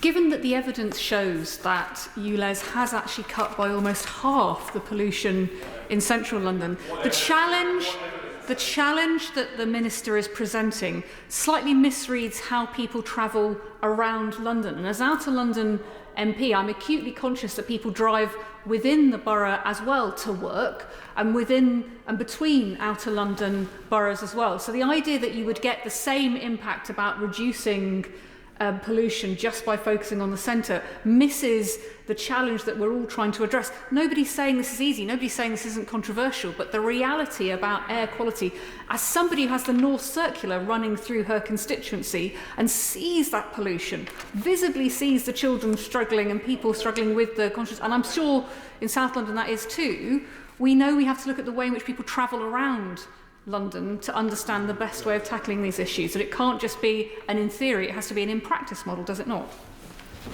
Yeah, I think the Honourable Member's absolutely right. And she brings me on to my final point, which is, you know, as a Walthamstow MP, she hosts the Mini Holland scheme. I've been to the borough of Waltham Forest to look at what's being done with Mini Holland, which is an example for, I know, I think the Honourable Member said it's not in her constituency. No, it's in the borough. It's in the borough, yeah. And I've actually cycled around it on an e-bike, and I think it's almost like a weekly occurrence that the transport lead on the council takes people on these tours so that we can learn from what's happened there. And these localised schemes, they can absolutely transform neighbourhoods by designing out some of the traffic, making them really pleasant places to live, building in things like sustainable urban drainage schemes and little areas where people can sit and talk. And I have a livable neighbourhood that is just about to start a pilot in my constituency. And again, the important thing is, you know, engaging the local community, explaining to them how this would work for them, listening to them when they say that this will cause problems in certain areas. And although there has been some opposition, overall, as I said, there's groups like St George Breathing Better, which was a group of parents of children that are suffering because of the air pollution in the city, very much behind that. And I think across the piece, again, I will finish with going back to what I said about the Secretary of State's disappointing remarks about 15-minute cities, as well as these bigger measures like ULEZ to deal with Greater London's transport problems. We also need to be looking at these local solutions like livable neighbourhoods, like school street schemes, like encouraging walking to school, people walking to work, and just making it as easy as possible for people to get around without resorting to their cars. And the final point I would say, this should be about giving elected politicians the right to implement that in consultation with the people they represent. Yeah. Steve Tuckle. Thank you, Mr Deputy Speaker, and I'd like to start this afternoon by thanking my friend, the Honourable Member for Dartford, for bringing this bill to the House, where it gives me great pleasure to offer my support. Members across this House will be in agreement that we want clean air for our residents today and for the generations to come. Across London, we all agree that nobody wants dirty or poor quality air, and in my constituency, in the outer suburbs, of Uxbridge and South Ruislip, residents don't want poor quality or dirty air. So we all agree. However, Mr Deputy Speaker, the London Mayor's approach through the expansion of ULEZ to Outer London has nothing to do with air quality. It has everything to do with punishing hard-working families and businesses of all sizes. Several months since the Labour Mayor of London totally ignored Londoners and pressed ahead with expanding the ULEZ tax across Outer London, I, like members from this side, will continue to be contacted by people sharing examples of financial hardships, collapsed businesses and the negative social consequences. And it's here I'd like to draw on some of the specifics within the bill as it stands that go some way, I believe, in rectifying what is a blatant money grab. On calling for the Secretary of State for Transport's consent for any expansion of the ULEZ and the ULEZ boundaries once they've been amended as per the bill, and a number of important qualifications are also spelt out. Amongst them is whether what is proposed changes are in accordance with the manifesto commitment by the Mayor of London and the most recent mayoral election. Mr Deputy Speaker, the Mayor of London made no mention of ULEZ expansion in his manifesto, and he certainly made no mention of ULEZ expansion to the people of Uxbridge and South Ruislip. But that's not all. Mr Deputy Speaker, the ULEZ expansion's democratic deficit doesn't stop there. Along the lack of any mention of ULEZ in his manifesto, the Mayor of London embarked on a consultation which, due to a raft of allegations, including the weighting given to particular consultation responses, amongst other issues, has left multiple questions about its validity. This is something that I'm also glad to see is confronted by today's bill, with the Secretary of State having to consider responses to any consultation conducted through the proposed changes. If the Mayor had put more time and effort into speaking with residents across Outer London and indeed Uxbridge and South Ruislip, he would have understood that they were not far-right conspiracy theorists. These hard-working families and business owners were ignored and continue to be ignored. Why did the Mayor of London not consider using funds to bring around a new green fleet of buses, electrify the taxi network, plant more trees and ensure that the tube runs on much cleaner energy, and let's not forget a properly funded scrappage scheme? These alternatives would have produced real binding changes to people's lives, not just how they travel around Outer London, but interact with their communities and their surroundings. Mr Deputy Speaker, rather than explore sensible, common sense alternatives, the Mayor of London chose to spend hundreds of millions of pounds on ULEZ enforcement cameras. Uxbridge and South Ruislip is heavily reliant on car usage due to the nature of our Outer London geography. The people I have the privilege of representing could opt to use public transport, but we see how the Mayor of London is decimating local bus services and continues to preside over the ongoing catastrophic failure of the Central Line. Emails and social media comments are flooding in from constituents who are rightly angry over an unacceptable and unreliable public transport service. So why force ULEZ expansion to areas with minimal and long-term unreliable public transport without first rectifying those issues? Why not invest into more public transport network so that people can rely on it and then make the decision to make the switch? Why then, Mr Deputy Speaker, would he push ahead with expansion first? The answers are clear: to continue ignoring hard-working Londoners and punish them with destructive money grab thinly disguised as an environmental strategy with little or no substance. I know all too well about the anger and frustration felt by ordinary hard-working people in Uxbridge and South Ruislip, and indeed across Outer London, towards this Mayor's cynical money grab. Mr Deputy Speaker, I stated in my maiden speech in this place that I stand here now, no longer the local candidate, but as a Member of Parliament, still determined to fight the Mayor of London's money grab and reduce the burden being placed on my residents and local businesses. Those words still ring true. Mr Deputy Speaker, only this week, the Mayor of London made comments citing the sky didn't fall in following the expansion of ULEZ. Well, the sky did fall in for businesses that can no longer afford to trade and households who have incurred financial hardships thanks to the expansion of ULEZ. Flippant and arrogant comments cement the view that the Mayor of London is out of touch with hard-working Londoners. Mr Deputy Speaker, in concluding, this bill has my full support as it looks to vary ULEZ boundaries and ensure safeguards are in place for oversight and consultation. But in addition to supporting this bill, I want to place on record in this House my wholehearted support for the Conservative candidate for the Mayor of London, Susan Hall. Thank you. Very much. Ruth Cadbury. Thank you, Mr Deputy Speaker, and I rise to speak to oppose this bill today. And it's interesting following the Honourable Member for Uxbridge and South Ruislip. I remember campaigning on the day that he was elected to this place.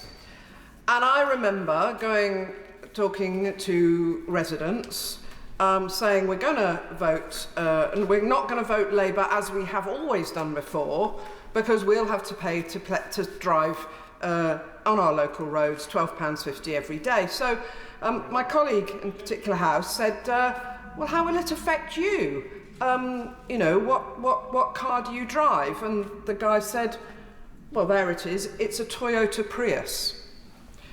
On the day of that election, thousands of people were told, and some people still believe, that every single person in London and every single vehicle driving in Greater London has to pay £12.50 a day.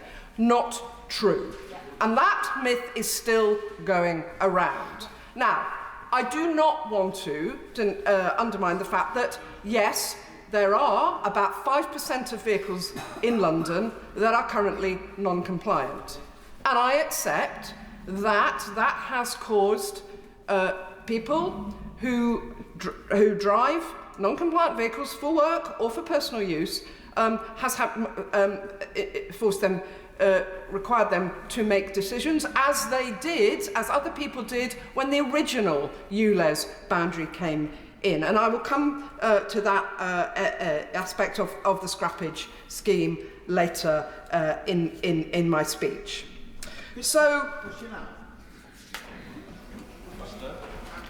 you will be aware that the Mayor of London's own impact, the TfL own impact assessment states, and I quote, "There is likely to be a disproportionate negative impact for people on low incomes who travel by a non-compliant private vehicle in outer London to access employment or opportunities." It is those organisations and those particular individuals who are being particularly affected by this policy, though. Detail of the scrappage scheme, because my constituency is crossed by the North-South Circular, and I can address that point because we've already been there 2 or 3 years ago. So the bill, as we know today, proposes to amend the boundaries of the Greater London Low Emission Zone and the Ultra Low Emission Zone to provide that Transport for London, i.e. the London Mayor, may not make an order amending those boundaries without the consent of the Secretary of State and for connected purposes. Under the GLA Act 1999, Transport for London is a devolved matter, which is the responsibility of the Mayor and TfL. As such, Parliament granted the power to make decisions on London-wide road charging schemes to the Mayor. Any proposed changes to these devolved powers would pose a threat to the existing powers of the Mayor and of the Greater London Authority, and to that of devolved places around the country. So I'm disappointed that the Minister has announced that they will support this bill, given their long-standing position that local road charging powers are the responsibility of the Mayor and TfL. Any support for such a bill is regressive and anti-devolution, in my view. So, Mr Deputy Speaker, the previous London Mayor, the Conservative Mayor of London, before he was the Prime Minister, introduced the ULEZ, the one that came into operation in April 2019. And it ensured that it was then extended to the North and South Circular roads in October 2021. And then the current mayor, as we know, extended it to all of Greater London in August 2023. And this bill seeks to revert the ULEZ to the north and south circular roads. I can't see the logic for that. Devolution is one of the key issues here, along with tackling air pollution. The ULEZ stems from government legislation that local government is required to abide by and was first championed in London by a Conservative Mayor of London. Under the Greater London Authority Act 1999, that's why I wanted to take the Honourable Lady to that Act itself. I served on the Bill Committee for that Act. And at that point in time, although the Conservative Party at that stage opposed the restoration of a mayor for London and a Greater London Authority, as we went through the legislation and it was seen then that we would establish a mayor and would establish a Greater London Authority, there built up an element of consensus, particularly within the local government community and the London MPs, about the sort of powers that the mayor and the Greater London Assembly should have. And one of them was around these sorts of issues. And there was a consensus at that point in time that if you're going to establish these structures, they should be properly empowered. And then there was obviously a debate about resourcing. This flies in the face of that debate around that Act. As I said, I sat through that committee, and if I remember rightly, it was Glenda Jackson who was the minister on our side. I thank the honourable member, who of course was a member of the Greater London Council that was abolished by a Conservative government that didn't like what London Labour government was doing. So much for respect for local politicians. I took that personally, actually. Under the, as I was saying, Mr Deputy Speaker, the Greater London Authority Act 1999, in that Act, transport and air quality in London are devolved matters which are the responsibility of the Mayor and TfL. And this bill is an affront to the principle of devolution and the principle of allowing local leaders to make the decisions needed to deliver their local priorities and meet objectives set by national government. Air pollution is a health crisis. It's a national air crisis. And targets to tackle this are rightfully set by central government. Across the country, the government has required and encouraged the introduction of clean air zones. Yeah. This bill is plainly party political point scoring when the government have required and encouraged many other clean air zones across the country. So this bill seeks to amend the boundaries of the Greater London Low Emission Zone and the Ultra Low Emission Zone to provide that TfL may not make an order amending those boundaries without the consent of the Secretary of State. And as I said, the bill to amend the boundaries of the zone so that it goes to the inner zone, i.e. the boundaries that came in on October 25th, 2021, when it was expanded across inner London up to and not including the north and south circulars. And, you know, as I say, given the concerns of drivers coming from Dartford and so on beyond London, into London, what's the logic of saying it's okay to bring it to outer London, but we'll still have a ULEZ, sorry, to remove the ULEZ from outer London, but not inner London? Surely the mover of the bill has businesses and residents who are driving into central London. So, you know, either you're opposed to the ULEZ or you support the ULEZ, but this bill is neither one thing nor the other. But it also will prevent TfL from amending the boundaries without express consent from the Secretary of State, restricting the Mayor of London and TfL to make amendments to the charging area for the zone by forcing the authority to request permission from the Secretary of State and placing the duty on the Secretary of State to consider manifesto commitments relating to the London elections. It's very bizarre.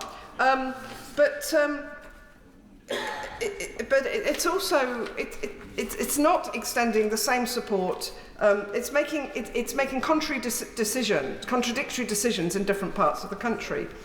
So, as I said, it strikes me that this is part of a historic antipathy by Conservative governments to Labour leaders in Greater London. And as other speakers have said so eloquently, this government could do so much more to address air pollution, and such as making supporting London and the Mayor of London in making the scrappage scheme more generous, so that nobody has any reason not to get rid of their non-compliant vehicle. If the costs for non-polluting vehicles came down, then there would be no non-compliant vehicles polluting our air in London. I now want to move on, Mr. Deputy Speaker, to why this is so important. The impact of pollution on our communities, on the people of this country. It's the #1 environmental threat to public health in the UK. It contributes to up to 43,000 premature deaths every year in England. And in his 2022 annual report, the Chief Medical Officer, Professor Sir Chris Whitty, outlined that outdoor air pollution in England still poses significant health threats for both adults and children. There's an increasing body of evidence that links air pollution to conditions such as various cancers, lung and heart diseases, dementia and stroke. It puts us all at greater risk of disease and shortens lives. Furthermore, toxic air is holding back our public services, making it harder to treat other conditions. Public Health England estimates that air pollution will cost the NHS and social care system £1.6 billion between 2017 and 2025. And this rises to £5.56 billion when including the impact of diseases for which the evidence of association is less developed, but nevertheless is still emerging. By 2035, this will reach almost 19 billion unless stronger action is taken. In addition, a report commissioned by the Clean Air Fund concludes that improving air quality could bring an annual boost of 1.6 billion to the UK economy through 3 million additional working days and a reduction in the rate of early retirement.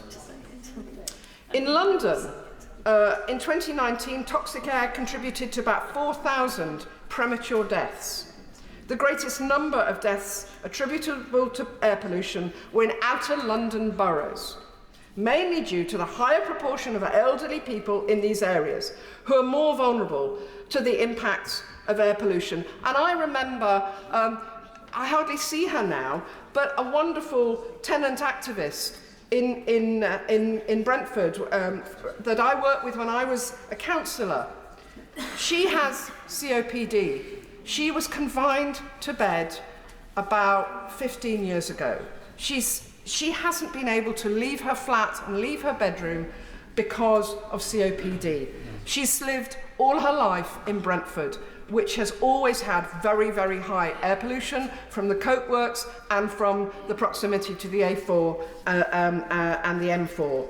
So, and she's just one example, and we all know people who suffer from COPD, emphysema, and a whole range of other rather life-limiting and life-damaging conditions.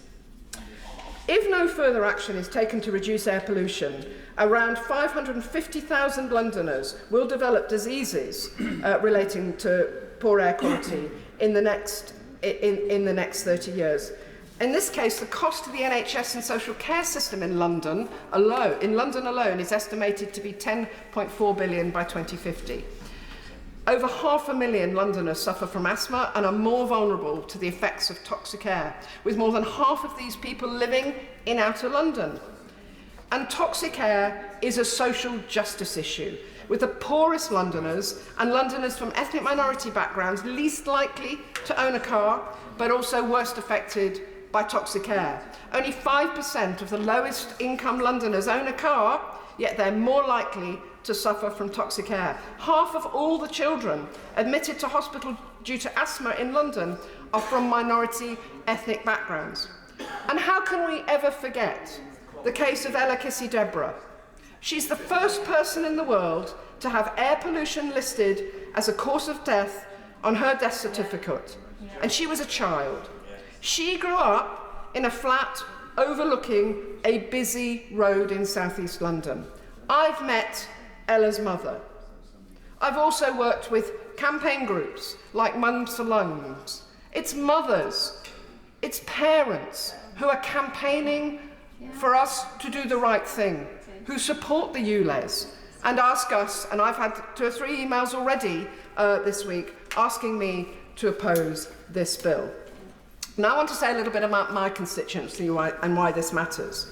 From one end of my constituency to the other, we are affected by heavy traffic and therefore high air pollution, and you can see this on the maps. We've got the A4 with the M4 above, the A316 which comes in from the M3, the North and South Circular meet at its westerly point in my constituency. They're all hugely congested and have very polluted air. As I say, we already had the last ULEZ boundary going through the middle of my constituency on the north and just inside the North and South Circular. And at that point, we have St Mary's Catholic Primary School and William Hogarth Primary School next door to each other along the side of the A4 in Chiswick. The pollution levels in those 2 schools is incredibly high. And parents there, led by a particular father, Andrea Carnavelli, have campaigned for years to address this issue. Their campaign has first of all meant that the issue of air pollution has got into the public domain locally. They've campaigned and they've managed to get support from the Mayor of London for a green wall along the inside, the playground side of the wall to try and catch some of the pollution. They've also worked with paint manufacturers, and this is a remarkable thing.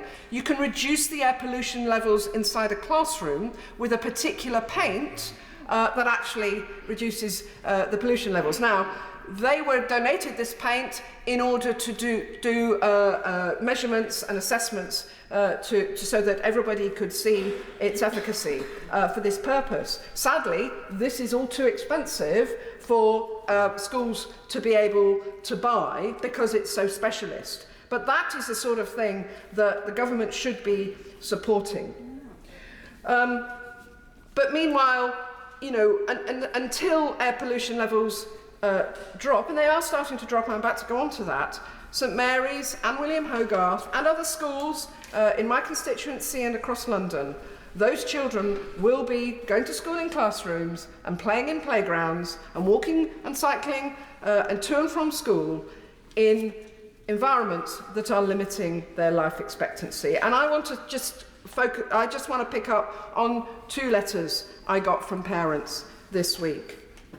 Now, this is from a mother who told me about her son. He used to attend a school that is situated just 1 block away from the A4 as it goes into London through Chiswick and Hammersmith.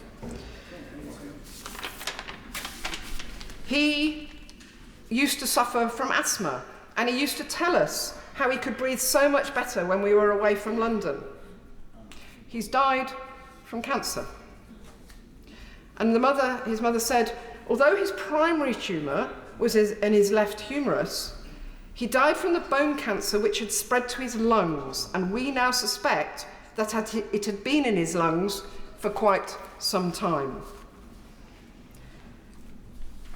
And that's why she's asked me to support this bill today.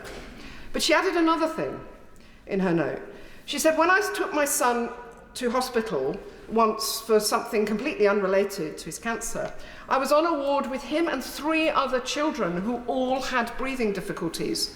When I asked the nurse about this, she said they consistently have children admitted for breathing problems, and that reminded me of my visits to schools over the years, from when I was a councillor and subsequently as an MP, the growing number of schools that have to have an asthma strategy and have to have a growing bank of drawfuls of asthma inhalers, just in case. And they are used, and children using, more and more children using asthma inhalers day in, day out, in order to be able to make the most of school. Yeah.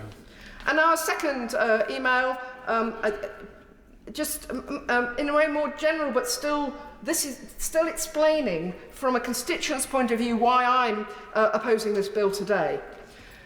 As a dad of 2 young boys who has to expose them to pollution every single day on the school run, particularly over Kew Bridge, over the river, highly polluted, I support any and all efforts to clean up London's air. Now, Mr. Deputy Speaker, the ULEZ is a strategy to protect public health, and in lieu of alternative policies that could also address this horrific health challenge, the ULEZ is the most effective strategy we have for London, and why the Mayor for London is using it. The ULEZ, it's highly targeted. It helps to take the most polluting vehicles off London's roads, vehicles that do not meet certain emission standards and are not otherwise subject to a grace period or a discount or an exemption. They must pay the charge to travel within the city. The charge is set to disincentivise frequent trips in non-compliant vehicles, which would otherwise contribute more to air pollution. It incentivises people to change their travel behaviour, such as using public transport more, or replace their vehicle, whilst allowing occasional visitors and infrequent drivers an alternative. The London-wide expansion has already been highly effective at reducing both the proportion and the number of older, more polluting vehicles on London's roads. The data from the London-wide ULEZ first month report shows a 10 percentage point increase in vehicle compliance in Outer London, with 95% of vehicles seen driving in London on an average day now meeting the ULEZ standards, up from 85% when the consultation was launched in May 2022. So this means that compliance rates in Outer London have nearly caught up with Inner London. And as has already been said by previous speakers, any net revenue raised from the ULEZ will be reinvested back into public transport, including on the expansion of bus services in Outer London, which, by the way, I'm not aware of bus services that have been cut. But there's no doubt that we could always do with more bus services, more frequent services, more night services, more weekend services, so that fewer and fewer people are forced to get their car out in order to get to work or get to visit friends and relatives and so on. So as I say, Mr. Deputy Speaker, the ULEZ has already been hugely successful in central and inner London, and has led to significant benefits. Harmful NO2 concentrations alongside roads like the A4 or the A316 in my constituency, they're estimated to be 46% lower in central London and 21% lower in inner London than they would have been without the ULEZ. The number of schools in areas exceeding the legal limits for NO2 fell by an amazing 96%, from 455 in 2016 to just 20 in 2019.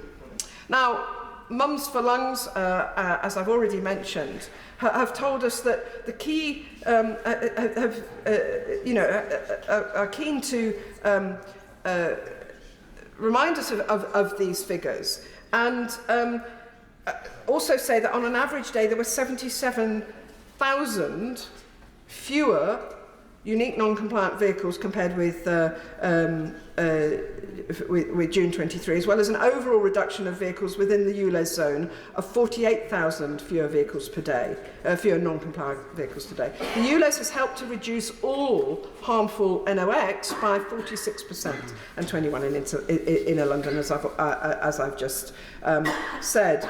And the monitors in the capital show that London enjoyed the cleanest air on record in 2023 as a result of the ULEZ. So there's still a long way to go, as they say, in order for London to meet the World Health Organization air quality guidelines. And forecasts show that all of London will continue to exceed them in both 2025 and 2030 without further action. And that goes back to the government and what they're doing. Beyond London, it is the UK government's own view that clean air zones and low emission zones are the preferred option for improving air quality in the shortest possible time. But, Mr Deputy Speaker, I think more has to be done in terms of incentivising low emission and zero emission vehicles than this government are doing.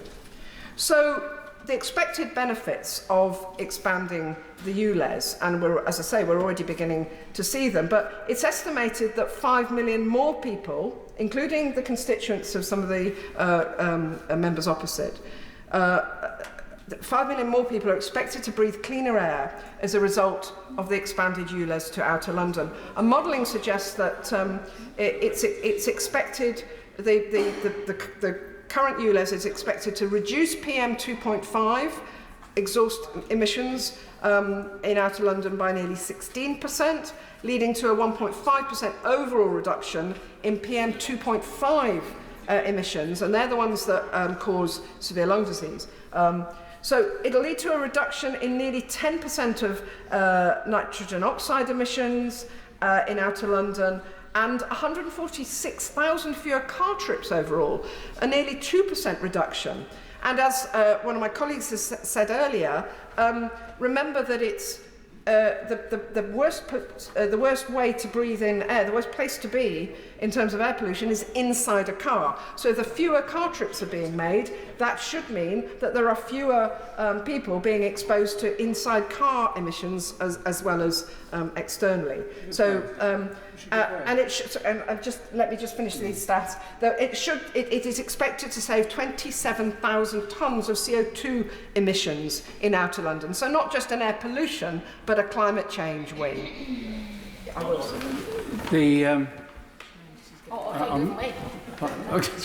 Getting excited. So enthusiastic. I am. The issue that we've focused on today is respiratory conditions. But she, like me, have been working on the issues with regard to air pollution around the airport. Now, when we looked at this is maybe 15 years ago, if I can remember, the issue that we raised was also the incidence of cancer. She's mentioned cancer itself. We then discovered the Chicago airport study, which linked cancer to air pollution and the significance of that both on airports but also in the surrounding areas as well. And I don't think we should underestimate the impact that ULEZ could have, not just on overcoming respiratory problems, but also reducing cancer incidence within areas like this. I've had a number of our key campaigners in the area suffer from cancer, and we consider it is linked to the air pollution that we've got around the airport itself. Yes, and thank you. And I have worked with the Honourable Member for Hayes and Harlington for many, many years on the issues around Heathrow. And we cannot separate the issues around vehicle congestion and air pollution from the issues around Heathrow Airport itself, which also doesn't do enough to incentivise both its staff and its passengers to come to the airport other than by car. So I said I would cover the issue of scrappage, and having continued to listen to concerns of London, the Mayor and TfL expanded the scrappage scheme to provide support for more Londoners. The Mayor is providing a £210 million funding pot for the scrappage scheme to support all Londoners with an eligible car or motorcycle, as well as charities, sole traders and small businesses. The most generous scrappage scheme ever seen in the UK. And as part of this scheme, any London resident with an eligible, non-compliant car can apply for grants of up to £2,000 to scrap their non-compliant vehicle. And I have neighbours who have a very nice little runaround car that cost £2,000 and it is compliant. So to say that it's not possible to buy a compliant car for that kind of money just obviously hasn't actually tried to do it. But there are other more extended benefits, such as for disabled people who need to scrap or retrofit a non-compliant wheelchair accessible car. They can apply for grants of up to £10,000 or £6,000 to retrofit. Charities, sole traders, and businesses with fewer than 50 employees that are registered in London can apply to scrap a van for £7,000 grant or a minibus for £9,000 grant, retrofit certain vans or minibuses, £6,000 grant, or scrap and replace a van or minibus with a fully electric vehicle for which the grant is £9,500 or £11,500. Eligible organisations can scrap or retrofit up to 3 vehicles. As of the 15th of March this year, applicants to ULEZ scrappage schemes to the scheme can donate their non-ULEZ compliant vehicle to support humanitarian and medical needs in Ukraine, and in return for the same level of grant payment that's available to those who choose to scrap their vehicle. The government has provided scrappage funding for other cities, including Birmingham, Bristol, and Sheffield, and Portsmouth, but has not provided the similar arrangements for specific ring-fenced funding for London. Yet another, I think, sectarian attack by a Conservative government on a Labour mayor. So, in conclusion, Mr. Deputy Speaker, air pollution is a health crisis, and targets to tackle this are rightfully set by central government. Across the country, the government has required and encouraged the introduction of clean air zones, but this bill is plainly party political point scoring when the government have required and encouraged many other clean air zones across the country. It's a challenge. This bill is a challenge to the powers of the Mayor of London to make decisions that improve the health of Londoners, all Londoners. If successful, this bill has the potential to significantly damage and reinforce inequities in public health and undermine the office of the Mayor of London. It's an attack on devolution. As I say, the Mayor has a right to introduce measures within his powers to meet statutory targets set by central government. But this central government is dictating how a democratically elected Mayor of London should run their city to counter the principles of devolution. The Labour Party is a party of devolution, creating the mayoral model in London, the Scottish Parliament, the Welsh Parliament, the Northern Ireland Assembly, as well as having regional and local decision-making and funding across England.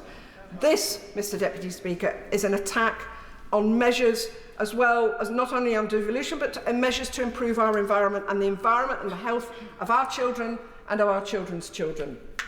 We have to have solutions to the air quality crisis and also to the cost of living crisis, nationally and locally in our communities.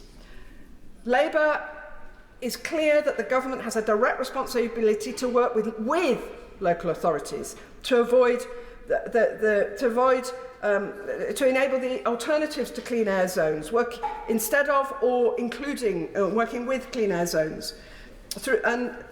There needs to be a range of alternative air quality improvement methods, including rerouting traffic, land management, speed limits, better public transport, and the ease of acquiring non-polluting vehicles. This responsibility should extend to helping to mitigate the impact of any proposal that clears the strong threshold set by the government for a clean air zone. As I say, I don't see the alternatives from the government benches. So whose side are the supporters of the bill on? Continuing pollution or finding a solution to stop our children dying? I want to just read the end of the email from the father I mentioned earlier. He said, "Pollution is too high in London. It makes us sick, and long-term exposure can reduce cognitive ability. I'm proud that London has the world's largest clean air zone. This ULEZ is a brave and important policy which will be a historic legacy for the London Mayor." Louis French. Thank you, Mr Deputy Speaker. And I won't speak for long today because I don't want to delay passage of this important bill, which I have been happy to support my honourable friend from Dartford in bringing to this place. But today we will see whose side Labour are really on. On one hand, the Labour Mayor of London, who has introduced this regressive and greenwash tax on Outer London, or the hard-working people in Greater London struggling to pay Labour's £12.50 per day or £4,500 per year tax for going to work, medical appointments or the supermarket.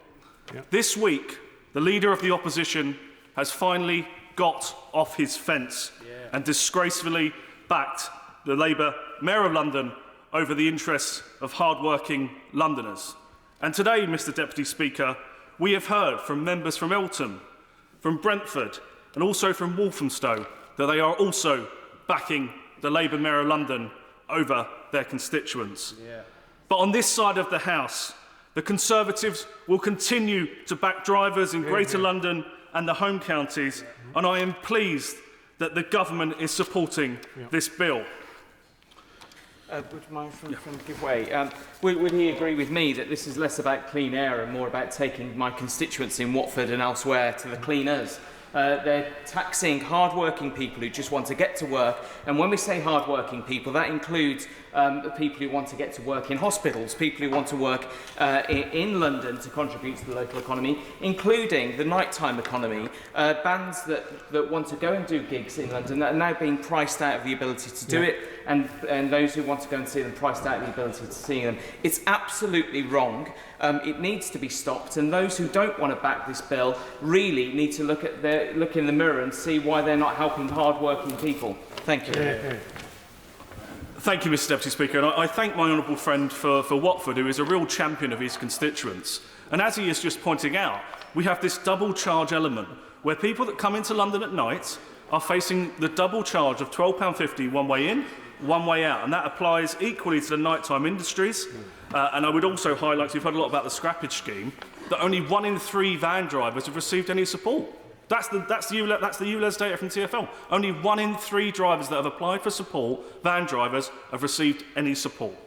So I agree completely with my honourable friend, member for Watford and my honourable friend for Dartford, that this tax on hard-working people is hurting people in the likes of Bexley, inside the zone, and those just outside. And Mr Deputy Speaker, with the Mayor of London taking millions each month from the pockets of drivers via fines and charges, whilst at the same time refusing to publish any meaningful evidence that proves that ULEZ in Outer London actually improves air quality, the public out there don't need me to tell them how much of a greenwashed con the ULEZ expansion really is. They do not, they just come here. They don't need me to tell them that the devolution in London is broken, with TfL requiring government bailout after government bailout.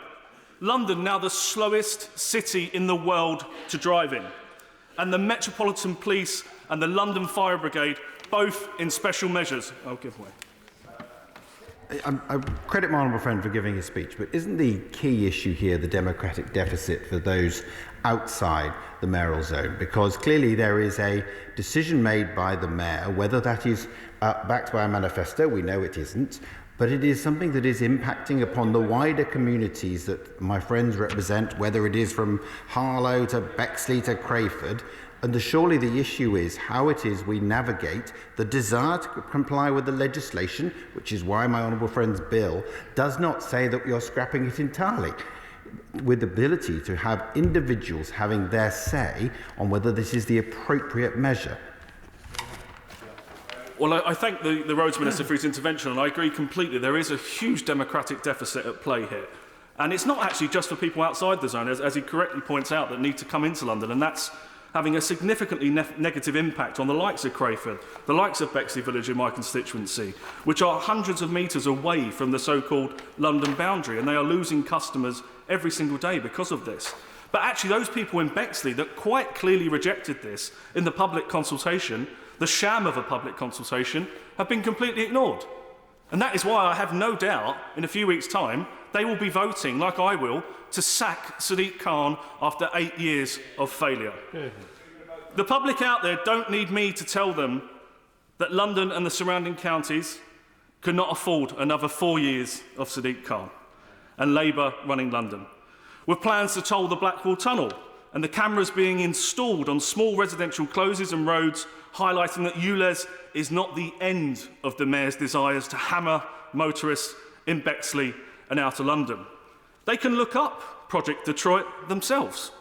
And on the 2nd of May, Londoners will be able to vote for change and vote for Susan Hall to make London better and safer for everybody. And today, Mr Deputy Speaker, people in Greater London don't need me to tell them who is on their side. They will see it with their own eyes, with the Labour Party desperately trying to block this bill. Laura Anderson. Thank you, Mr Deputy Speaker, and thank you very much for this opportunity to speak on an issue which is one of the topmost issues for my constituents. I'd like to draw all members' attention to my private member's bill, which is number 12 on the order paper today, which is also about clean air. It's about taking action on mould and giving private landlords more powers to take action on mould and to have to take action on mould. It's called the Landlord and Tenant Act 1985 Amendment Bill and is very connected to this bill as well, because my constituents often suffer the double whammy of living in poorer and cheaper housing which is on a main road, and therefore they are very unlikely to have a car. The majority of constituents in my constituency don't have a car, more likely to suffer from the effects of air pollution, and more likely to have the mould which I can see and so many constituents talk to me about. So if we get to that bill today, I hope the members, all members in the chamber will be supporting that bill today. I object to both. Yes, certainly. Does she agree with me that actually we would be better spending parliamentary time looking at a comprehensive strategy that tackles air pollution and respiratory conditions rather than going down this rabbit hole today? Because this is so significant. The issue that she's raised in her legislation later on, which I hope the government will support, could be a foundation stone for us tackling the problems of housing and respiratory conditions. I absolutely agree with the honourable member, and there are so many more things we could be discussing here than trying to turn back the clock on a very progressive and life-changing policy that's been brought in by Mayor. We could be discussing the private members' reform bill, the renters' reform bill. We could be discussing action on respiratory health. We could be discussing all number of things that my constituents would like to see us discussing instead of this bill. I object to the principle as well as the substance of this bill. This bill proposes to amend the boundaries of the Greater London Low Emission Zone and the Ultra Low Emission Zone to provide that Transport for London may not make an order amending these boundaries without the consent of the Secretary of State and for connected purposes. In London, we voted to have a mayor, and we voted for who that mayor would be, and we support our mayor in London making decisions about our roads. Parliament granted the power to make decisions on London-wide road charging schemes to the mayor. This bill would try to take powers away from the mayor. It's playing politics with our constitutional arrangements, and it's quite clear why.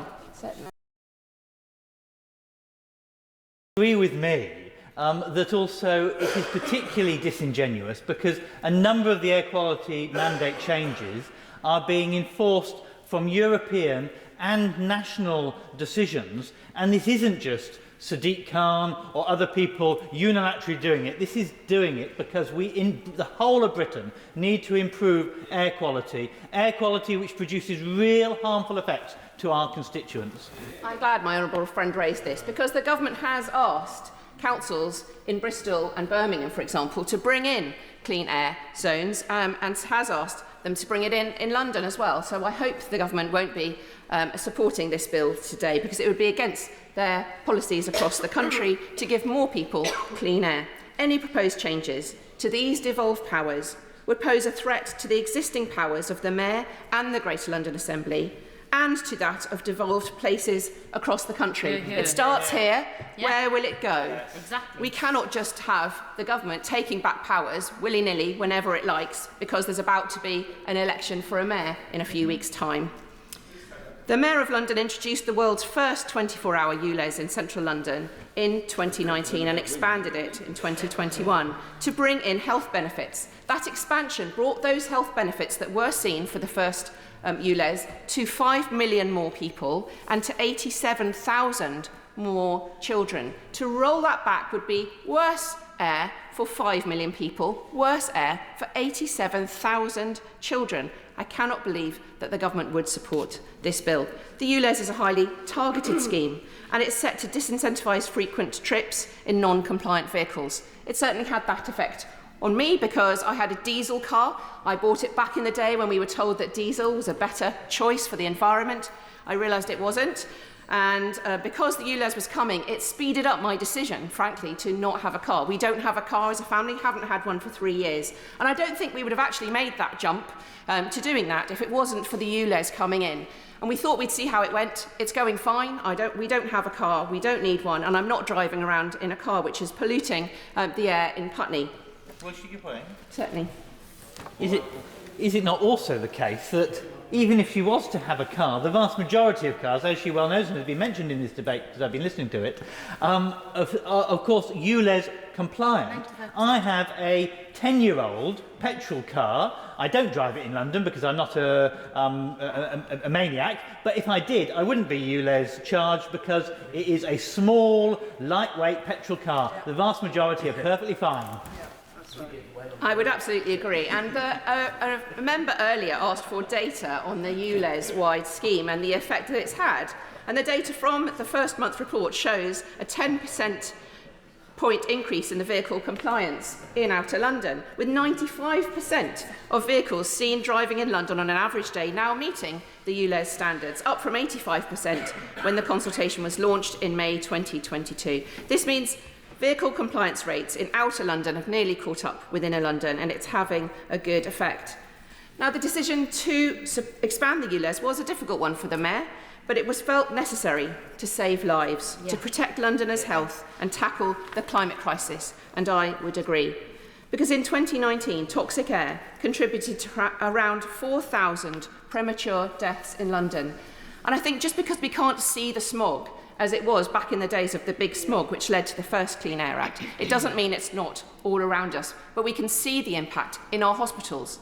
And it's mainly parents, Mr Deputy Speaker, and doctors who write to me and support the legislation that the Mayor has brought in to clean up our air, because it's doctors that see the effect that it has on their rising levels of asthma, cancer, heart disease, stroke and dementia in our hospitals. If no further action is taken to reduce air pollution, around 550,000 Londoners will develop diseases related to poor air quality over the next 30 years. And this will cost the NHS and social care system in London £10.4 billion by 2050. It's a cost in lives, but it's also a cost to our public services. In the first ULEZ, the Inner London ULEZ contributed to a 30% reduction in children being admitted to hospital with asthma. I think those results speak for themselves. How can we argue against it? Now, taking action on the climate emergency and clean air was one of the reasons I became an MP. And one of the first things I did when I became an MP was to set up the Putney Environment Commission.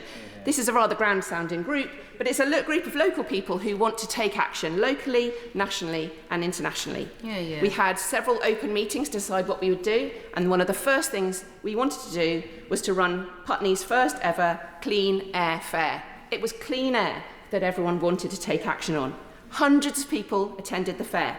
There were stalls from brilliant local organisations, including Friends of Wandsworth Park, Friends of Wimbledon Park, Little Ninja UK, Wandsworth Living Streets, the Roehampton Garden Society, Putney Community Gardens, the Putney Society, Friends of the Earth Wandsworth, the Putney Pollution Busters, Green the Grid and Cycle Buddies. You can just see how many local organisations we have that really care about clean air. The number of residents who contributed to the event and came to check out the stalls on the day and ask what action they could take and push for more action shows the huge concern that there is in Putney, Roehampton, Southfields and Wandsworth Town for cleaner air. And we're going to be holding a second fair this year on the 11th of May, and I invite all members here today. Mr Deputy Speaker, if you'd like to come to that event, it's at Wandsworth Park on the 11th of May. We'd love to see you there. We'll be talking about a lot of actions that everyone can take for clean air, about saving our green spaces, about active travel, and about green buses, all of those ways in which, alongside the ULEZ, action can be taken. Because I go on so many canvases and talking to people where I will speak to parents and they will introduce me to their child who they say has asthma. It happens time after time after time. So many children now in schools that I go round. I went to a school in Roehampton recently and I asked the teacher what were the main issues. I expected to talk about the curriculum about Ofsted, well, we did talk about Ofsted, about other issues. She said it was mould and air quality. Those were the main issues. They were keeping children off school. She had to have adaptation strategies within the school to take action on it. And it was horrifying to see in this day and age that that's what she was saying. Would one more friend give way? I would. On the point around active travel, she makes a very important point there. I'm a massive fan of active travel, as I know colleagues in the chamber are today. But if we're going to get more people to be walking, cycling, wheeling and running, we need decent air quality in every single town and city across the country, which is why it's so important that we've got things that are going to bring that air quality back to an acceptable standard.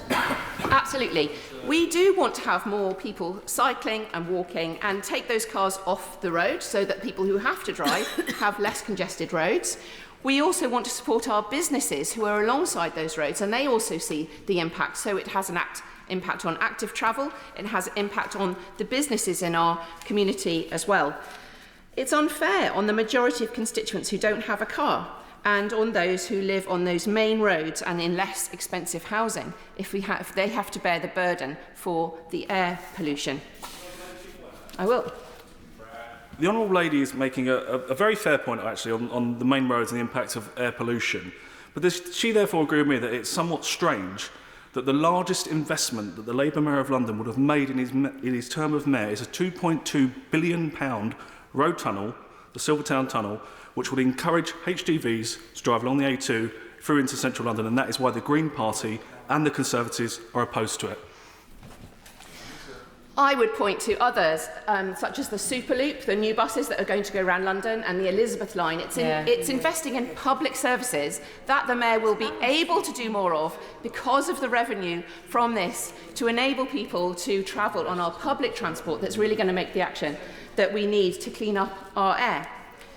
I've even taken to the streets for Clean Air Day on Putney High Street to measure the clean air or the polluted air on our high street. I used an ultrafine particle counter lent to me by Imperial College London and the Environmental Research Group there.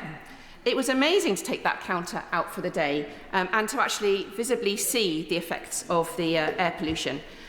As I went down some of our main roads, Upper and Lower Richmond Road and Putney High Street, and I held it, it was when the buses came by or when some of those polluting cars came by that you could see a spike. I somehow thought there would be a constant level of dirty air and polluted air, but actually it really does go up and down, and you can see actually the impact that diesel buses have and that the polluting cars have right there. And I've thought of all the times that I've taken my children to school for many years. I was taking my children to primary school for 15 years in Wandsworth, taking them alongside very polluted roads, and the fact that this was damaging their lungs all the time I did that was very worrying for me to see, worrying for constituents to know about. Now we've made some I'll just talk about Putney. Okay. Right. She was talking about the damage to the lungs, but I wondered if she could also acknowledge, maybe mention also, the damage to the brain that air pollution does. These microscopic, 2.5 or nanoparticles that can cross the blood-brain barrier, that particularly for children cause long-term developmental problems that mean the brain never properly can function, even if the air is cleaned up later on. And that's the importance of getting it right now. I thank the Honourable Member for raising that. It's like a ticking time bomb in our children, isn't it, really? It has been shown that children who live on polluted roads and in our inner London areas where they're polluted do have smaller lungs, which will never grow to be the size of fully grown lungs of others, but also that impact on brains and potentially dementia that they may get later in life because of that pollution. We owe it to children today to have this increased ULEZ zone to clean up our air. We've made progress on Putney High Street recently as well. So since I did that monitoring, there has been progress. We have a larger number of green buses, 80% of green buses now, which has made a significant difference. And we need to get there with 100% buses, which is what the Mayor has got a plan to get to. So we need this robust action for the sake of our health and children.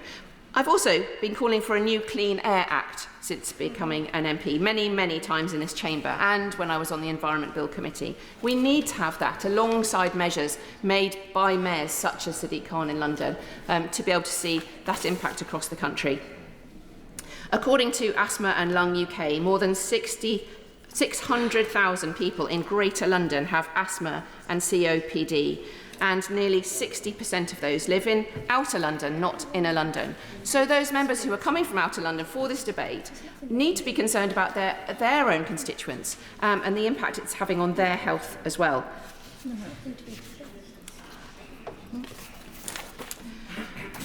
So I'm pleased with the action that's been taken by the Mayor, that more than 1,400 zero-emission buses on London's roads have been expanded to, and the Mayor has rapidly expanded London's fleet of green buses, with the capital now boasting more than any other city in Western Europe.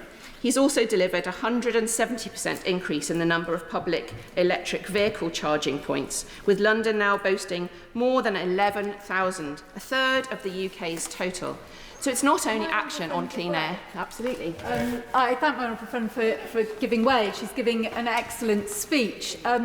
Would she agree with me that the Mayor of London has demonstrated consistently that he is doing everything within his power under London's devolution settlement to improve air quality for Londoners?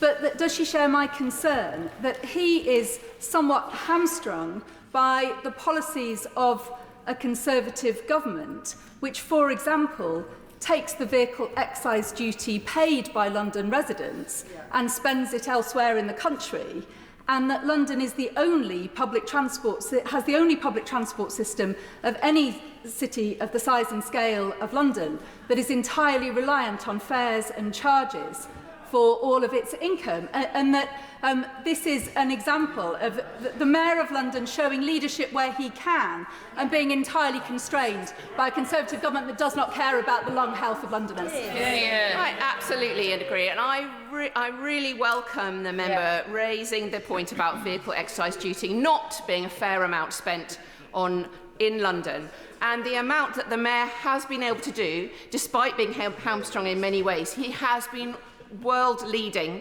and throughout the world is now going around and talking about the amount of action he's been able to take about clean air. But what we really need is the Mayor of London being able to pull in the same direction as the government and having a national strategy that would go as far and as fast to take action on clean air as the Mayor of London has been able to do in London. And that's why it would be very good if there was not only a Labour Mayor but a Labour government as well, because they would be able to work hand in hand to achieve that. And that would be the good for all of us, wherever we go. We're not just in London, but all across the country. Yep. She raised funding in answer to her honourable friend and criticised the funding, but she surely is aware that the Department of Transport have given £6.4 billion of funding to support to the Mayor of London. That is not insignificant by any stretch. It's not bailout. It's not. But thank the Minister for raising this, but it's not equivalent to the amount that's actually raised by Londoners and that goes to the rest of the country, which we understand, but needs to be a factor in saying and in talking about how the ULEZ money, for example, is paid. And also, the point that the Minister raises makes another point about the concerns that have been made about those areas outside the ULEZ that don't receive the same amount of funding. Well, they are represented by their own local representatives who should be having a strategy for being able to respond to the ULEZ being expanded to those areas of London as well. The Putney Society in my constituency, Mr Deputy Speaker, is a local amenity group with fantastic local people who have chosen to concentrate on clean air because it is one of the issues of most concern. Because of the concern over the levels of atmospheric pollution in Putney, and especially on the High Street, the Society has, over the past 10 years or so, carried out a series of citizen science exercises to measure the level of NO2. These have been one-off exercises measuring pollution for a month at a time, and with the generous help and support of the local environmental health team, they've been then now able to mount a series of monthly tests, enabling them to see what the levels look like in the longer term. The highest level they found, not surprisingly, was at the northern end of Putney High Street, where it was 62.9 and 57.6 micrograms per cubic metre of air. In Putney Bridge Road, it was almost as high at 50.7 micrograms Putney Cross and the Upper Richmond Road were both in the mid-40s. Now, to put those results into context, Mr Deputy Speaker, we need to bear in mind that although the agreed statutory maximum level is 40 micrograms per cubic metre of air, this is essentially an interim target level when the agreed WHO safe level is 10 micrograms per cubic metre of air. Consequently, the levels that the Society have recorded are still disturbingly high. And I point these out in detail, Mr Deputy Speaker, because I don't think the actually very high levels of air pollution that we really do have on our London roads has been properly acknowledged by this bill. Wanting to rein back the good results of the ULEZ to a smaller area will really mean leaving those larger areas outside the South Circular, which cuts through my constituency, and leaving people in that whole of that area with these high levels of air pollution is just simply not acceptable. And I support the implementation of the ULEZ because we have a public health emergency. I'm very concerned about the impact on the health of children and vulnerable adults, and so action is needed. I don't want to die earlier. I don't want any of my constituents to die earlier, but that is what's happening at the moment. The existing ULEZ has been proven to change behaviour, and for this change in behaviour to clean our air, and so more Londoners need to benefit from it. I welcome the extension of the scrappage scheme, which happened after consultation and following consultation, for low-income and disabled Londoners, for charities to be able to have their minibuses exempted. And I welcome the additional time for charities and small businesses that were given to be able to comply with the ULEZ. I also would support, and I wish this was in the bill, more bus route directions improvements in public transport and 100% green buses. And I welcome the investment in better public services as a result of the fines charged by the ULEZ and the introduction, for example, of the Superloop. We also need to invest in more safe cycle routes, safe cycle storage and local cycle delivery bikes. And we're very proud in Putney that we have an e-bike delivery scheme for our local businesses, which picks up the waste and gets rid of it. And we also have more local bus delivery routes available. We need to make clear what's being funded from the ULEZ fund so that Londoners can see the benefit in investment in local services and cycle provision, as well as knowing what the better air and healthier lives are. And it's parents campaigning for change that have inspired me, like Mums for Lungs, which is based locally, and Rosamond Adu Kissy-Deborah, the mother of Ella Kissy-Deborah. Hear, hear. She died of asthma 11 years ago. And for me, if I'd had a daughter dying in such tragic circumstances, I don't know what I would have done. But she has been so brave and courageous and inspirational in really finding out and exposing the reasons for Ella's death, the high levels of pollution, and taking so much action to counter this. I'd also like to thank the Putney Society, Putney Pollution Busters, the London Sustainability Exchange, King's College London, Cleaner Air London, and the Healthy Air Coalition for all the work they do. And they expose the pollution that we have, they take action together for local people, because this is a huge issue for people across my constituency and across London. We can't start to meet clean air targets without the ULEZ. People in outer London are actually disproportionately affected, as more older people live in outer London. The UK has the worst death rate for lung conditions. Recent analysis by Asthma and Lung UK has shown that we have a higher death rate than anywhere in Western Europe. Wow. Surely this demands urgent action, not reining back on it. Toxic air is also shortening lives. Every year, 36,000 people in the UK die a premature death as a result of toxic air, and 4,000 of those are in London. So we can see that we need the action in London, but we do need it across the country as well. In some areas of outer London, for example, in Dartford, the equivalent of 66 deaths per year are attributable to long-term exposure to particulate air pollution. This is not just an inner London issue that can stay in inner London. There needs to be that expansion to the outer London boroughs. Air pollution is killing us, and children are particularly vulnerable, but poor communities and Black, Asian and minority ethnic communities are the worst affected. 11 Londoners a day are dying prematurely because of air pollution.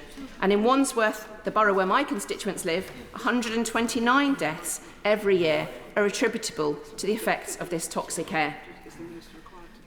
Before the expansion of this bill, that this bill wants to see reduced, went ahead, only a very small part of my constituency was covered by the pre-existing extent of the ultra-low emission zone, because the South Circular cuts through my constituency. So my constituents face this postcode lottery of being one side of the road or another, covered by the clean air zone or not covered by the clean air zone. Why should only some of my constituents be able to breathe cleaner air based on whether they live on the right side of an arbitrary boundary? It would be far better to be a far larger boundary, much more consistent with the polluted air that we are seeing. If we sit back and do nothing to reduce air pollution, about 550,000 Londoners will develop diseases. And I've also talked about the impact on small businesses. It's an issue that I've raised with my small businesses on Putney High Street, and they have said that it's the dirty air that is actually holding back their businesses. We want to see Hammersmith Bridge being opened. I can't resist saying that anywhere I can. But we also need to see the ULEZ being continued. And a report commissioned by the Clean Air Fund concludes that improving air quality could bring an annual boost of 1.6 billion to the UK economy through 3 million additional working days and a reduction rate in early retirement. So the evidence shows us that ULEZ works, and it's been hugely successful. And 5 million more people are expected to breathe cleaner air. So I will end, Mr. Deputy Speaker, with the words of a doctor who wrote to me, a doctor who was a constituent wrote to me and said, "This bill will send the capital backwards, and it counters the devolutionary system of our politics." Just as we're beginning to see the benefits of ULEZ, I am dismayed that this private member's bill would make already poor air quality worse, harming Londoners' health and particularly that of children. To make matters worse, this bill takes the important decision about the air we breathe away from us as Londoners and undermines our democratically elected mayor, who is accountable to us and will be shortly tested in the May elections. That's where this decision should be made. So I urge all members to put our health first, to support the Mayor Sadiq Khan action to clean up our air and oppose this bill. Russell. Mr. Deputy Speaker, I'm disappointed at the opposition using all the time to try and talk this bill out, but I'm not going to play that game. I'm going to keep my speech short, and I'll say this. On behalf of all the hard-working people of Watford, all the people who have to go into London to do their jobs, who go to work at the hospital, all the entertainers and the musicians who want to go in and work, I back this bill on their behalf. Thank you, Mr. Speaker. Alex Davies-Jones. Thank you, Mr. Deputy Speaker. It's good to be in the chamber this afternoon for the Greater London Low Emission Zone Bill, and I've been listening really intently to the debates on both sides. And first and foremost, I want to start by highlighting that the Labour front bench do not support this bill, as is very obvious, and we wish to reject it in its entirety. And this is for a number of reasons. But the main two I want to focus on today are as follows. Firstly, this bill represents nothing other than a poor attempt at political point scoring from a government that is running out of ideas, and ironically, it is running out of road. And secondly, Mr. Deputy Speaker, you might be wondering why a Welsh MP is speaking out on a bill regarding Greater London. Now, I'm a proud unionist. I believe in our union, but I'm also proud to represent a devolved nation, and I believe wholeheartedly in devolution and the benefit that it brings to the United Kingdom. And it is on that point, Mr. Deputy Speaker, which is why I have felt so compelled to speak out today, as in my view, this is the most worrying aspect of this bill, is that this bill represents yet another... Just want a clarification. The Honourable Lady is speaking not in an official capacity, but on behalf of her constituents. Yes, absolutely. Thank you very much. Absolutely. I am speaking on behalf of all of the people in Pontypridd in terms of the fact that this bill represents another devastating attack on devolution. This government repeatedly attacks devolution. We've had the Internal Markets Bill, which has run roughshod over existing devolved governments, and yet again this bill seems to do exactly the same thing. And this bill attacks the democratically elected Mayor of London to legally meet binding air pollution requirements. Now, to explain my first point further, the UK government's approach to clean air zones has been completely inconsistent. Clearly, this government does not feel strongly about this issue, but rather it views it as an opportunity to politicise a deeply important and life-threatening issue, one which should have cross-party support, and one which the vast majority of the United Kingdom feel strongly about. That, of course, is our environment, our environmental commitments and the health and safety of all of our citizens. This is either the government turning their back on these vitally important issues, or it is pure political point scoring. Which one is it? Perhaps it's both. Now let me highlight the hypocrisy of this government. In case I have just not been clear, the government have required and encouraged many other clean air zones across the country. This government has supported and continues to support clean air zones and has provided cash for scrappage in Bristol, in Bath, in Sheffield, in Birmingham, in Portsmouth and in other areas across the country. Now, if across the country the government has required and encouraged the introduction of clean air zones, why not in London? Why is London the outlier? And of course, we know exactly why. Labour understands, and also understands that improving and investing in other areas of transport will perhaps remove the need for charging clean air zones in the first place. For example, investing in our public transport and making it a better quality, more reliable and more affordable service, which would reduce the amount of people on the roads in the first place. There are also other ways to help reach our environmental goals, and Labour knows this, and this bill is not the answer. Labour is completely committed to protecting our environment and tackling the climate crisis to give our children the future and opportunities that they deserve. A Labour government would decarbonise the economy and ensure we all have safe air to breathe. And if the government will not listen to the overwhelming evidence and the environmental facts as enough leverage to understand this, they must at least attempt to empathise with the health case. Because let us be clear, toxic air pollution is a public health crisis. Air pollution is linked to around 4,000 premature deaths per year in London, as we have already repeatedly heard this afternoon. This leads to children growing up with stunted lungs and is linked to people developing diseases from asthma to heart disease and to dementia. Surely this alone is enough reason to support clean air zones. And in terms of practicality, the vast majority of London cars, as we have also heard, are now compliant.